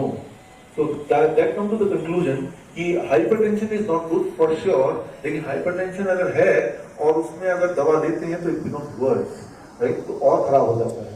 तो किसको हम माने बेंचमार्क को, तो कॉकरेज गाइडलाइन कहता है कि 160/100 से नीचे तो नॉर्मल ही है, और ऊपर नॉर्मल है कि अबनॉर्मल है वो फिलहाल एक क्वेश्चन मार्क है। तो अभी तक पूरे जो मेडिकल साइंस का जो निचोड़ है वो ये है, right? So that is what. So आप अपने सिंप्लिसिटी के लिए एक फिगर दिमाग में रख सकते हैं कि 160/100 कि भाई इससे ऊपर ना जाए तो सेफ रहेगा। मैंने बी हेनरी जी को पूछा था एक बार जब मिले थे मुझसे कि भाई सर नॉर्मल ब्लड प्रेशर कितना होना चाहिए, उसका आंसर था आई डू नॉट नो। कॉल्वेल एसिस्टीन जो कि बिल में डॉक्टर है, मैं आपको उनका वीडियो दिखाऊंगा, right?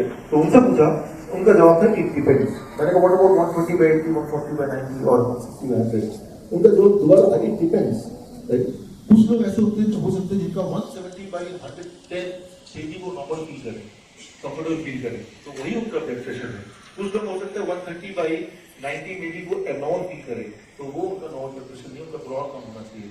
So it depends on individual, आपको कैसी फीलिंग आ रही है उस पे निर्धारित है, ना कि कोई एक पर्टिकुलर नंबर पे।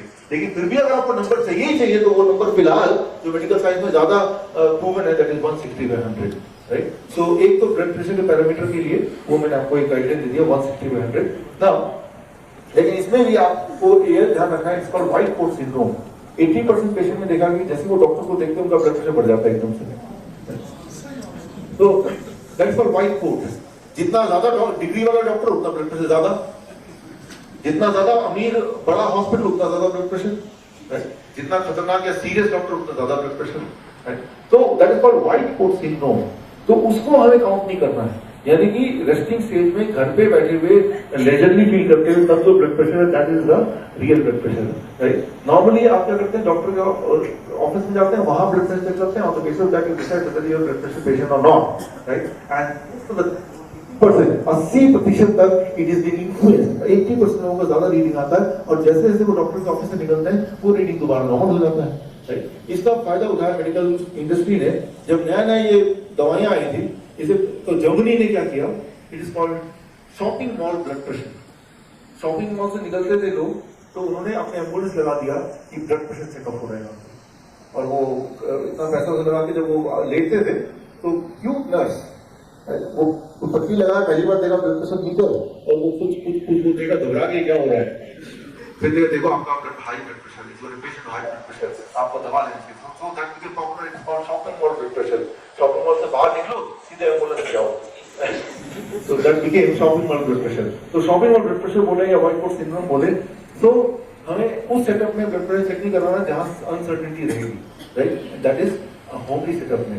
होमली सेटअप में आप चेक करेंगे और कई बार चेक करेंगे, 2, 3, 4 बार, उनका एवरेज अगर 160 से नीचे ही रहता है तो that means you don't have high blood pressure. जैसे मैंने देखा अपने एक्सपीरियंस से 90% ऑफ द पेशेंट जो who thought that they are patient, 90% लोग जो सोच रहे थे कि वो पेशेंट है, जो ऑलरेडी कई सालों से ब्लड प्रेशर गोलियां कर ले रहे थे और गोलियां उन्होंने छोड़ दिया और एक के फैक्टर वगैरह कुछ भी नहीं किया, तब भी नेचुरली उनका ब्लड प्रेशर 160/100 से नीचे था। इसका मतलब वो बेकार का यूं ही ले रहे थे। अगर ले भी रहे थे, अगर ये मान भी ले कि ब्लड प्रेशर की दवाई से कुछ फायदा होता तो भी, they were on the very first place were never a blood pressure patient. So the first step, of course, is the checkup whether you are a patient or not. That is by stopping taking medication for some time. एक दो दिन छोड़ा, फिर blood pressure देखो, तो पता चला कि what is the real. And don't worry about it कि ब्लड प्रेशर की दवाई की वजह से मिलता है. Not at all, not at all. Right? अगर ऐसा होता, तो जो लोग दवाई ले रहे हैं, उनमें हार्ट अटैक वगैरह कभी नहीं आता. Right? क्योंकि वो तो दवाई ले रहे नॉर्मल है. अभी इसी कर विनोद गर्ग के जिन्होंने विनोद गर्ग को भेजा था उनके कजन यहाँ पे आए हैं क्या? आए हुए अभी यहाँ परसों एक पेशेंट आया हमारे पास. किशन जी तो है.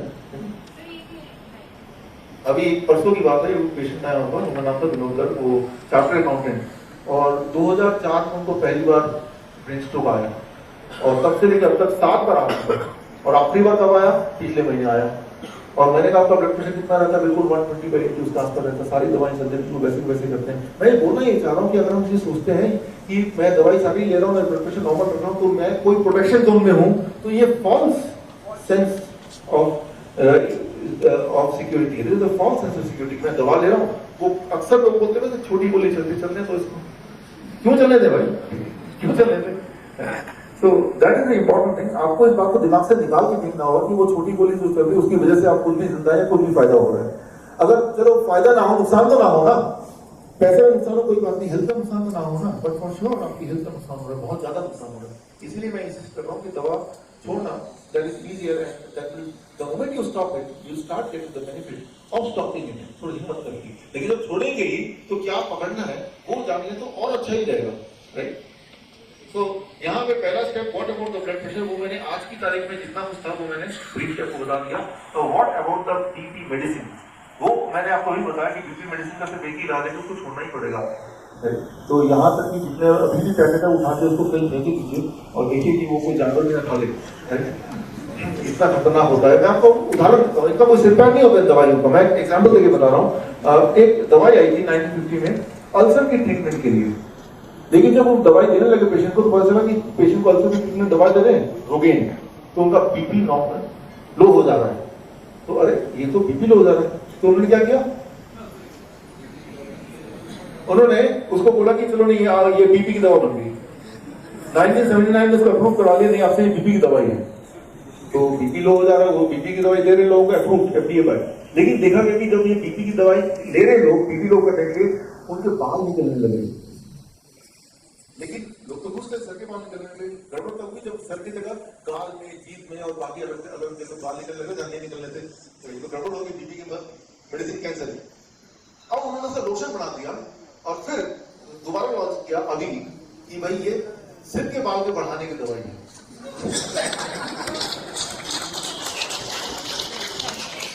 ब्यूटी प्रोडक्ट बन गया उन्हें ये.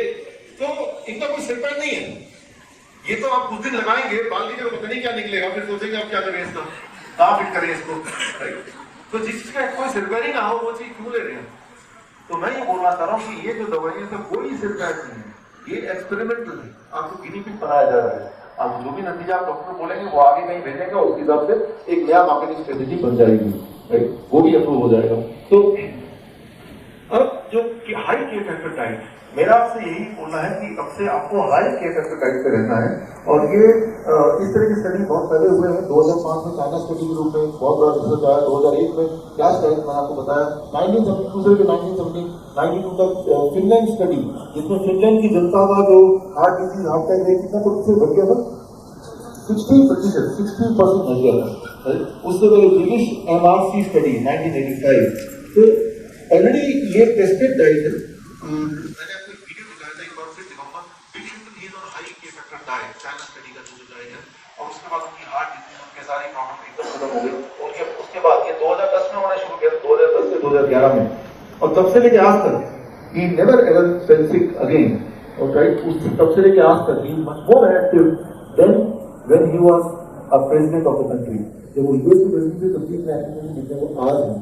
जब यूएस की मीडिया ने पूछा उनसे कि आपके नए हिंद का राज क्या है, तो उन्होंने जो राज बोला वो एक बार आप देख लीजिए.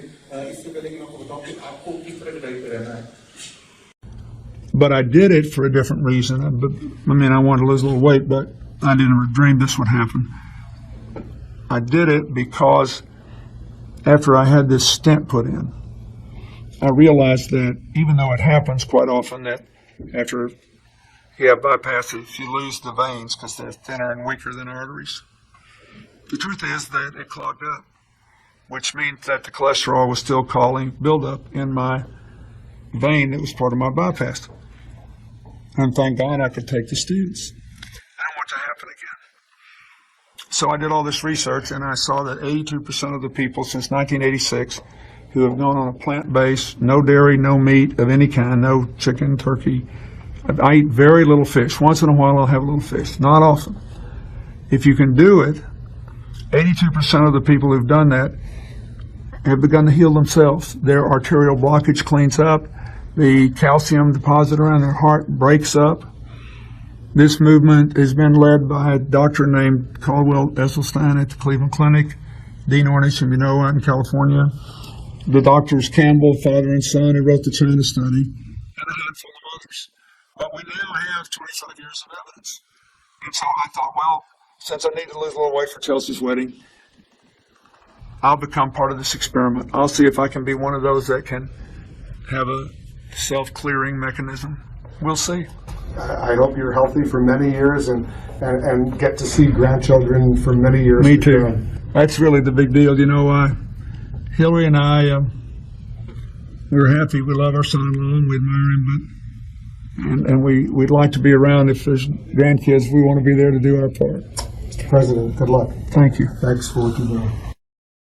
याद है अपने उन्होंने एक्सप्लेन किया किस तरह से बैठे थे उन्होंने कुछ डॉक्टर्स के नाम लिए people in Campbell corporate scheme इनसे मुझे ट्रेनिंग का मौका मिला ये सब कुछ समझने का मौका मिला तो मैंने ये समझा अच्छी तरह से कि किस तरह से डाइट लेने से ये फैक्टर बढ़ सकता है जिससे सारी हेल्थ वापस रिकवर हो सकती है लेकिन मैंने देखा जैसे आपने देखा ये फिनलैंड की बात मैं कर रहा हूँ या ब्रिटिश की बात कर रहा हूँ या ये अमेरिका की बात कर रहा हूँ ये सारे जितने भी स्टडीज हुए वो पूरे दुनिया में अलग अलग जगह पे हुए हैं वो इंडियनाइज नहीं है तो वो जो वहाँ के जो फूड है उसके हिसाब से है तो इंडिया में यहाँ बैठ के कौन सी ऐसी खाना को हम खाएं और किस प्रकार उसको लें ताकि वो हाई के फैक्टर अपने आप हो जाए ये एक इम्पोर्टेंट बात होगी तो वो मैं आपको बताने वाला हूँ इंडियन कंडीशन में कि वो डांस टाइप जो है वो इंडिया की है तो वहाँ के हिसाब से है या चाइना स्टडी है वो यूके यूएस के चाइना के हिसाब से है तो वहाँ के लोगों के लिए वो ठीक बैठता है लेकिन वही चीज हम यहाँ पे इम्प्लीमेंट कर सकते हैं थोड़ा बहुत मॉडिफिकेशन के साथ राइट तो उसको समझने के लिए आपसे इतना समझिए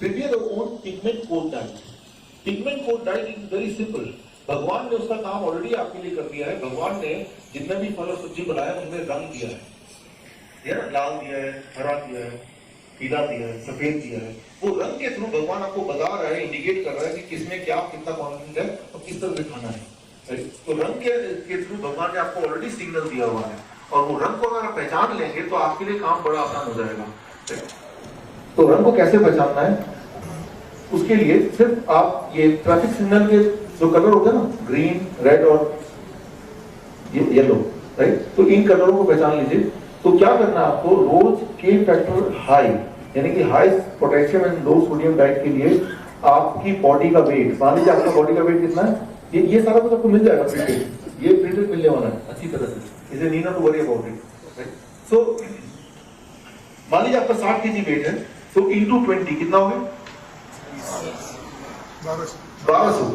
1200 ग्राम रोज 60 kg वाले इंसान के लिए करीब 1200 ग्राम आपको रॉ प्लांट डाइट देना है उस 1200 ग्राम लेने के बाद फिर आप कन्वेंशनल जो भी कुछ खाना चाहते हैं जो ऑलरेडी आप खा रहे हैं आजकल राजमा खा रहे हैं छोले भटूरे खा रहे हैं पकौड़े खा रहे हैं दलिया खा रहे हैं रबड़ी मसाले जो भी कुछ खा रहे हैं उल्टा सीधा वो सारा कुछ खा सकते हैं लेकिन एक 60 kg के आदमी के लिए पहले 1200 ग्राम के फैक्टर डाइट लेना है 1200 ग्राम को बजट है राइट उतना तो लेना पूरे दिन भर में एवरी डे 1200 ग्राम कितने लोगों के लिए लेकिन अगर वो 70 kg का होता तो कितना हो जाता वो तो वो कैलकुलेशन क्लियर है तो वो 1200 ग्राम अगर 60 kg के आदमी के लिए लेना है तो 1200 ग्राम में क्या क्या लेना है उसके लिए आपको आप देखिए रेफरेंस है ग्रीन येलो एंड रेड 1200 ग्राम का एक तिहाई क्या होता है अब ये लगा दीजिए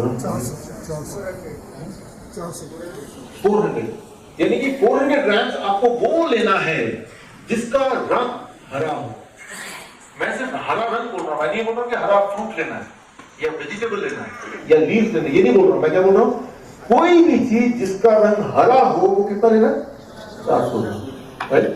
जो भी चीज आपको दिखे जिसका रंग हरा है वो फ्रूट भी हो सकता है, राइट। ग्रीन एप्पल होते हैं, वो वेजिटेबल भी हो सकता है, खीरा, वो पत्ते तो ग्रीन होते ही, राइट। तो हरा कलर करीब 400 ग्राम लेना है, राइट। तो जैसे मान लो मेरा वेट 60 kg है और मैं अपना KFF डाइट करना चाहता हूँ, तो मैं क्या करूंगा, स्टेप 1 घर में जाके करना है, वेइंग मशीन ऐसा ले लेना है, राइट। और मेरा जो ग्रीन वाला डाइट है दैट इज हाउ मच, 400। तो ग्रीन में मैं चूज कर रहा हूँ, मैं यहाँ से चलना चूज करने के लिए, ये ग्रीन है, राइट।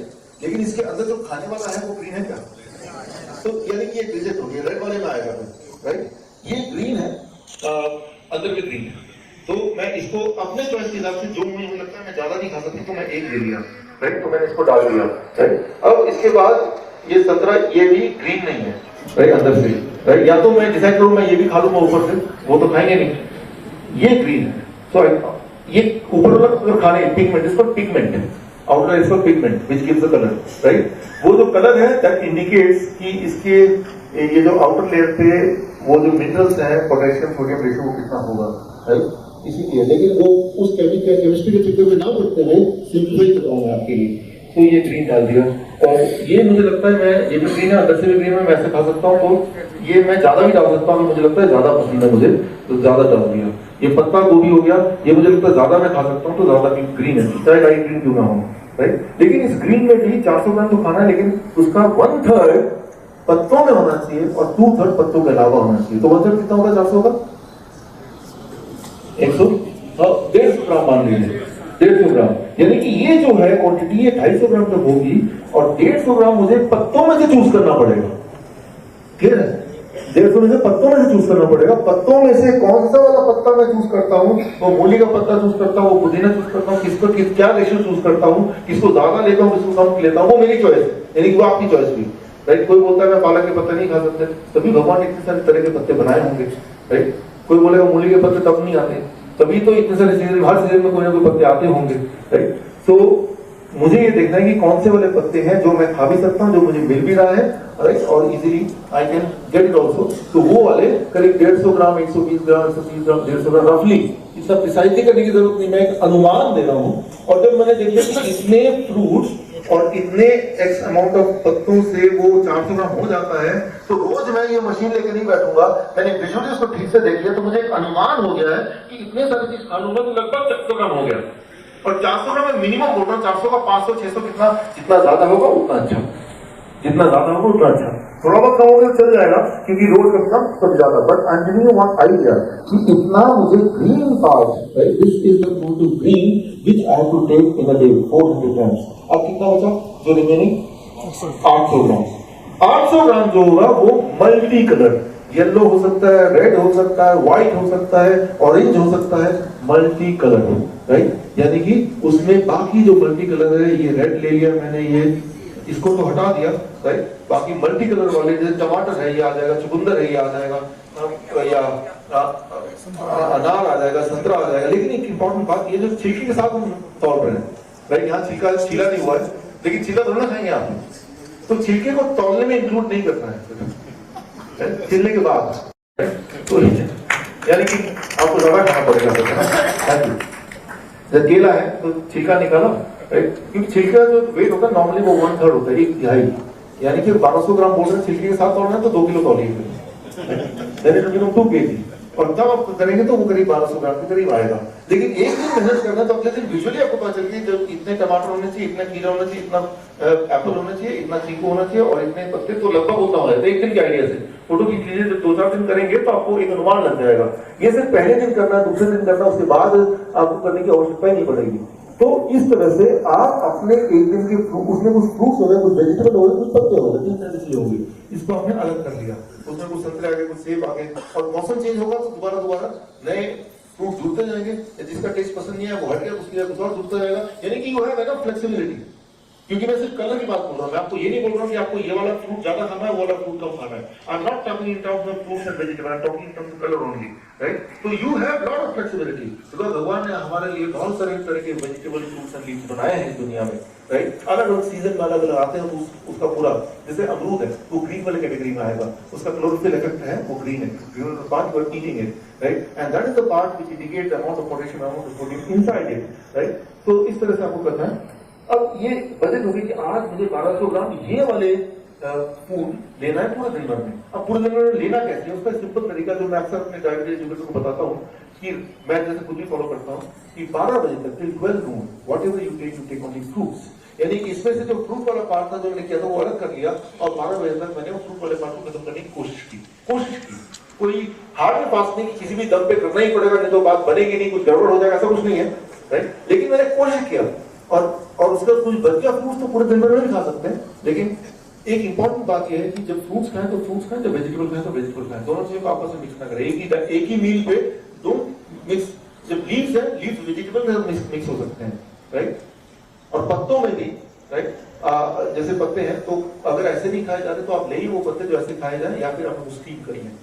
और स्टीम भी नहीं कर सकते तो जो एक्सट्रीम केस की बात कर रहा हूँ, जिनके दांत ठीक नहीं है, तो उसको जूस बना लें, राइट? जूस तो बन सकता है, वो दिन में 1 ग्लास जूस पी लिया, राइट? तो कन्वीनियंट भी हो गया. लेकिन एवरी डे आपके डाइट में लीव्स, पत्ते होने ही चाहिए, राइट? अगर पत्ते होंगे that will make you heart attack and brain stroke to. आपको नहीं हार्ट अटैक आ सकता, आपको नहीं ब्रेन से हो सकता, राइट? सो अब कॉर्डियल असिस्टीन, उनसे मैंने पूछा ये करेंगे उससे, लेकिन कितने दिन में असर आएगा, हार्ट अटैक प्रूफ कितने दिन में होगा? उन्होंने बोला फ्रॉम द फर्स्ट मील, पहले मील से ही your heart attack proof. First मील,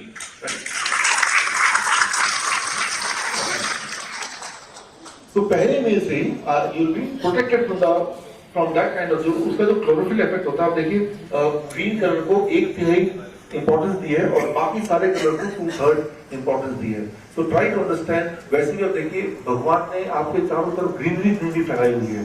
ज्यादातर एनिमल देखिए वो 70% डाइट तक ग्रीनरी ही होता है, राइट? लीव्स होते हैं, पत्ते होते हैं, राइट? तो जैसे गाय देखिए, कोई भी वेजिटेरियन एनिमल देखिए, तो एक क्लू मैं आपको दे रहा हूँ कि the chlorophyll effect in the body that is having special role, right? वो क्लोरोफिल का अगर केमिकल स्ट्रक्चर देखेंगे तो वो हमारे ह्यूमन ब्लड से का जो केमिकल स्ट्रक्चर है उससे बिल्कुल मैच करता है. सो that is the importance of colour. This means colour tells you a story. Colour को केमिकल भाषा में बोलते हैं पिगमेंट. वो पिगमेंट से कलर आता है, तो it is a pigment coding diet, right? और इस डाइट में मेंटल विजुअलाइजेशन करेंगे पिक्चर ऑफ ए ट्रंकी फिंगर, एक पार्ट ग्रीन, एक part yellow and red. But yellow red does not represent only yellow red, any other colour also, right? जैसे जो multi colour है, जो ग्रीन कलर है.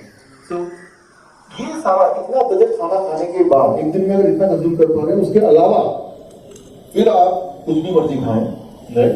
सो this will take the, एक तो ज्यादा कुछ खाने का इंड होता है क्योंकि ये अपने आप में सब्सटेंशियल है, लेकिन खा भी गया तो ये प्रोटेक्ट, और बाकी जो बैड इफेक्ट है बाकी खाने का वो लगभग नलीफाई करने की कोशिश करेगा. सो दैट इज वन प्रोटेक्शन. और इंपॉर्टेंट बात ये है कि आप हैरान हो जाएंगे इन 3 दिन के अंदर, 3 डेज, ये 3 डेज चैलेंज स्पेशली उनके लिए जो 3 डेकेड से, जो 30 साल से जो दवाई ले रही ब्लड प्रेशर का, वो हैरान हो जाएंगे कि ब्लड प्रेशर की दवा छोड़ दी मैंने, और जैसे डाइट का आया, जैसे आज अगर छोड़ दिया, कल से आज से डाइट का है, कल सुबह की ब्लड प्रेशर लेंगे तो इट विल वेरी नॉर्मल, जितना भी दवा लेने के बाद रहता है. तो दवा छूट के ब्लड प्रेशर वही का वही है. यू स्टार्टेड विद के factor diet, right? The pigment coding diet, and along with that you are enjoying a conventional food also, right? Dosa खाना है, इडली खाना है, सांभर खाना है, पकोड़े खाने हैं, वो तो मना तो हुआ नहीं. हाँ, अगर मना हुआ तो 2 चीज के लिए मैं बोलता हूँ अवॉइड करना है आपको. One is any kind of animal food, specially dairy product. वो सिंपल एक रीजन है कि डेयरी प्रोडक्ट में जो सोडियम कंटेंट है that is very very high, और इतनी जो मेहनत आपने की वो पूरा मेहनत को मिट्टी में मिलाने का वो काम भी कर सकती है. तो 2 चीज के लिए I always say no, that is one is the dairy product, animal food, right? And second is industrial food, man made. जो भी इंडस्ट्री आप तक पहुंचने से पहले, वो प्लेट में आपके आने से पहले हजारों प्रोसेस जिसको गुजरना पड़ा हो, राइट? जैसे बिस्किट है, ब्रेड है, जैसे रस्क है या चिप्स है, वो न जाने कैसे कैसे प्रोसेस गुजरता है. लेकिन एक चीज कॉमन होती है, ऑल द ह्यूमन फूड जो कि फैट में होता है, उसमें sodium content is about 20 times than what your body needs in a day. और मान लो एक बिस्कुट एक उसकी भी था तो 2 दिन में कितना सोडियम चाहिए था और सोडियम बॉडी तो इनमें भी है, राइट?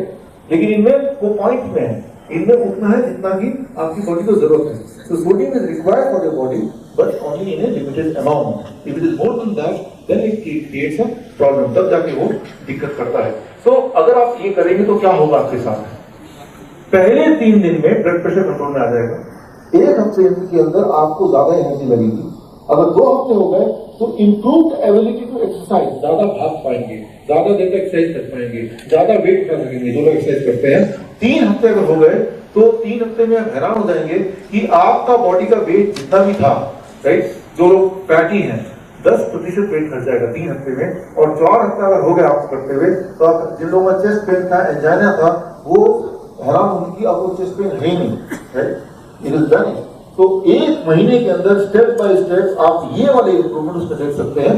तो हमारे बीच में किशन कुमार जी हैं, सर हैं आप या डिजाइन स्टेज पे. आज से लगभग 1-1.5 महीने पहले आपकी हमारी मुलाकात हुई. इनके आपके आर्टरीज में 100% ब्लॉकेज थी, राइट?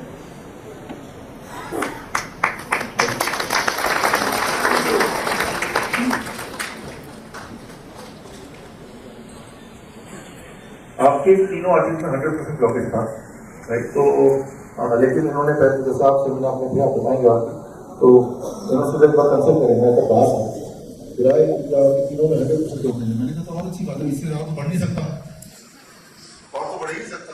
जितना होना तो हो गया, अब कुछ भी होगा तो अच्छा ही होगा, राइट? तो मैं चाहता हूँ जी आप अपने शब्दों में थोड़ा एड्रेस करें अपने जो भी आपने किया बताएं.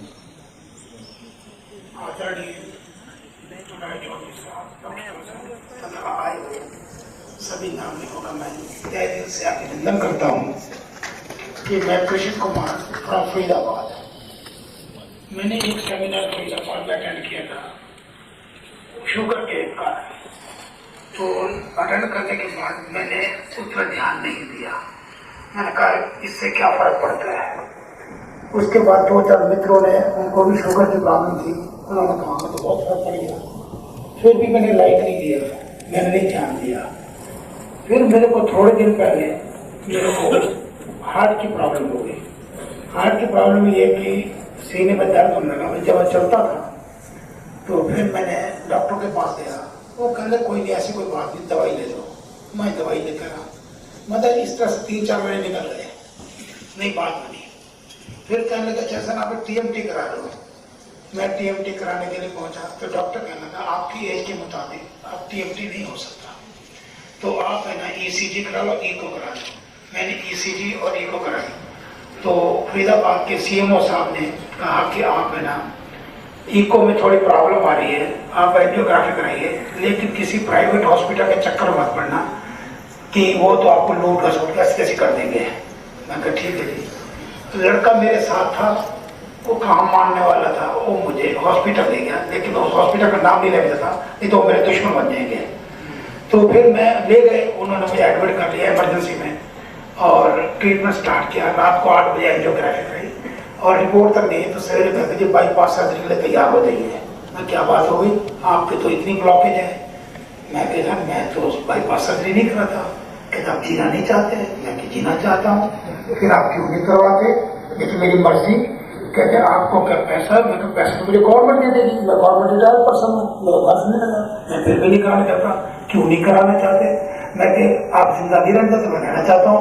मैंने कहा तो मैंने कहा आपके पास गारंटी है मेरे जिंदा रहने की? कहते नो. फिर जब आपको गारंटी नहीं है जिंदा रहने की मेरी की, तो फिर मैं किस बात की बाईपास सर्जरी कराऊँ? वो कहने लगे. तो मेरे पास बड़े बड़े डॉक्टर आते रहे, मेरे बेटे के पास इमोशनली ब्लैकमेल करते रहे कि वे किसी न किसी से मुर्गे को काटे फंसाए, लेकिन मुर्गा कटने वाला नहीं था. मैं टीचर अध्यापक रिटायर्ड हूँ. तो मैंने कहा भाई मेरे को डिस्चार्ज कर दो, जो तुमने 1 दिन का खर्चा लेना ले लो, जान छोड़ो मेरी. करते करते जी दूसरे दिन 8 बजा दिए. बिल बनाते बनाते 25-30 हजार मेरे से लपेट के मुझे डिस्चार्ज कर दिया. कोई बात नहीं, मैं घर आ गया. अब मैंने सोचा उनसे तो मैं फ्यूचर छुड़ाया, अब आगे क्या किया जाए. डॉक्टर साहब का एक सेमिनार अटेंड किया था, उसकी तरफ तो मैंने इतना गौर दिया नहीं था, तो मैं सही बताऊंगा. लेकिन फिर मैंने, एक मेरे मित्र है मिस्टर विरमानी स्टेट वाले, मेरे रिश्तेदार भी हैं, फ्रेंड भी हैं. मैंने उनसे कहा उन्होंने मुझे बताया था शुगर का लिख दिया था कि ये करो। मैं कहा अच्छा। कहते यार मैंने आपको शुगर का लिख तो दिया था। मैं कहा शुगर का लिख दिया था, लेकिन मेरे को प्रॉब्लम हार्ट की हो गई है कि मैं मुझे डॉक्टर साहब से किस तरह मुलाकात कराओ। कहता अच्छा भी ट्राई करते हैं। तो वो भी इनके अच्छे मित्र हैं, तो उन्होंने फ़ोन कांटेक्ट किया, नहीं मिल पाया। एक डॉक्टर दीवान साहब हैं, सॉरी मोहन जोशी जी, उनसे कांटेक्ट हुआ। उन्होंने फिर मुझे टाइम दिलवाया 25 अगस्त जन्माष्टमी वाले दिन। तो मैं इनके यहाँ पहुँचा, तो मैंने सारी रिपोर्टें वगैरह इनको दिखाई। मैंने कहा तो मुझे इतनी ब्लॉकेज बताई। कहते फिर इतनी ब्लॉकेज तो आप जिंदा कैसे बैठोगे मेरे पास है? मैं बैठा हूँ जिंदा, लेकिन मैंने तो ये सोचा कि मेरे को है ही नहीं हार्ट अटैक, हार्ट की प्रॉब्लम नहीं है, मैंने अपने आपको इतनी विल पावर का रखा है। कहते ये तो बहुत अच्छी बात है। जब मुझे आप रास्ता बोले, कहते अब चिंता करने की जरूरत ही नहीं है। मैंने कहते जी बाईपास सर्जरी भूल के मत कराना। मैं वो तो मैं पहले ही उनको मना कर रहा, मैं नहीं कराता। मैंने कहा जिस दिन कहता है जितनी बड़ी चाबी राम ने उतना चले खिलौना, जितना पेट्रोल डाल कर चलूंगा, चाहे मैं बीमारी से तो वैसे पहले नहीं मरूंगा, चिंता मत करो। तो मैंने उनको ये डॉक्टर को भी ये कहा था। तो फिर डॉक्टर साहब ने मुझे सारा समझाया और मुझे रेस्पिरेटरी का सारा समझ चुके हो, मेरे को दोबारा बताने की जरूरत नहीं। मैंने उसी को फॉलो किया। मैंने कहा मुझे भी कैसे मालूम पड़ेगा, दोबारा एंजियोग्राफी तो करानी पड़ेगी, क्या करना पड़ेगा? इनका कोई एंजियोग्राफी की जरूरत नहीं है। मैंने कहा जैसे मैं आपके ऑफिस में इतनी सीरियस चल के ऊपर आया तो मेरा बड़ा पेन हो गया।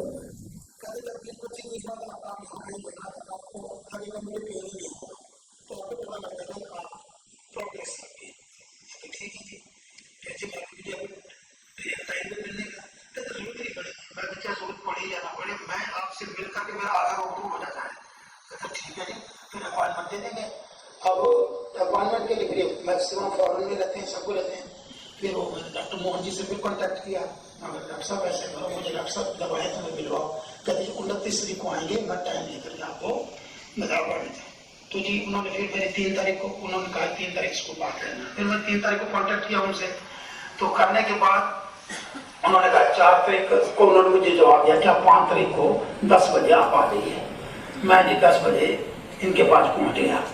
अब मैं इनको सारी क्या बताता हूँ रिपोर्ट कि जो मेरी शुगर 250 थी, फिर 200, 250, 200, 178।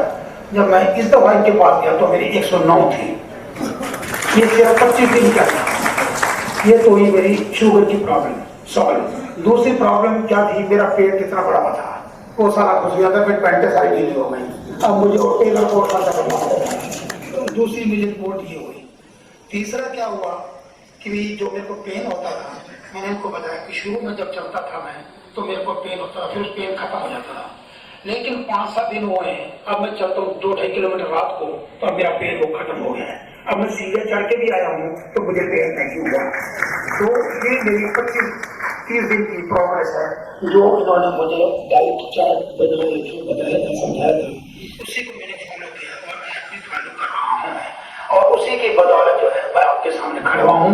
ये मैं आपको सिर्फ एक ज्यादा कोई संदेश दे सकता हूँ कि आपको भगवान न करे पहले तो किसी को हार्ट की प्रॉब्लम हो ना, अगर किसी 1-8% लोगों को होती भी है तो बोलकर बाईपास सर्जरी स्टैंड मत डलवाना, आप बिल्कुल 100% ठीक होंगे।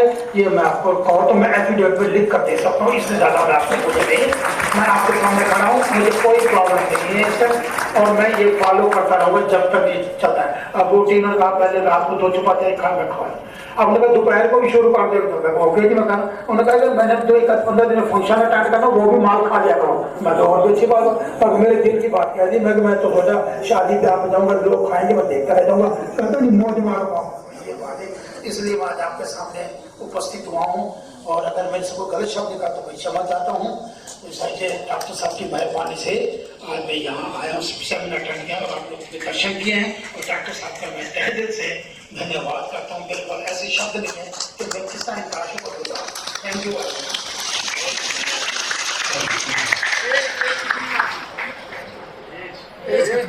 यहीं से बता दो कोई बात। Sir, now I am 67 years old।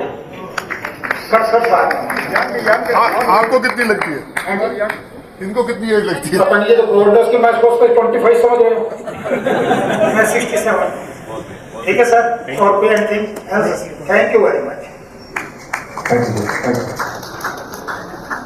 तो ये लाइव एग्जाम्पल है एक आपकी इंस्पिरेशन है। एक हिम्मत है जिसको लेके हम आगे बढ़ सकते हैं। और ये जो diabetes is not just for heart patient, ये लाइफ स्टाइल डायबिटीज, जो हार्ट पेशेंट नहीं है वो कभी ना बने, और जो है तो वो ठीक हो जाए, राइट। तो हार्ट डिजीज एक ऐसी बीमारी है जिसको इस दुनिया में होने की आवश्यकता ही नहीं है। The disease need not to exist in the world, और अगर है भी तो वो थोड़े दिन में खत्म हो जाए। कितने थोड़े दिन में आपने देखा, it is a matter of few days.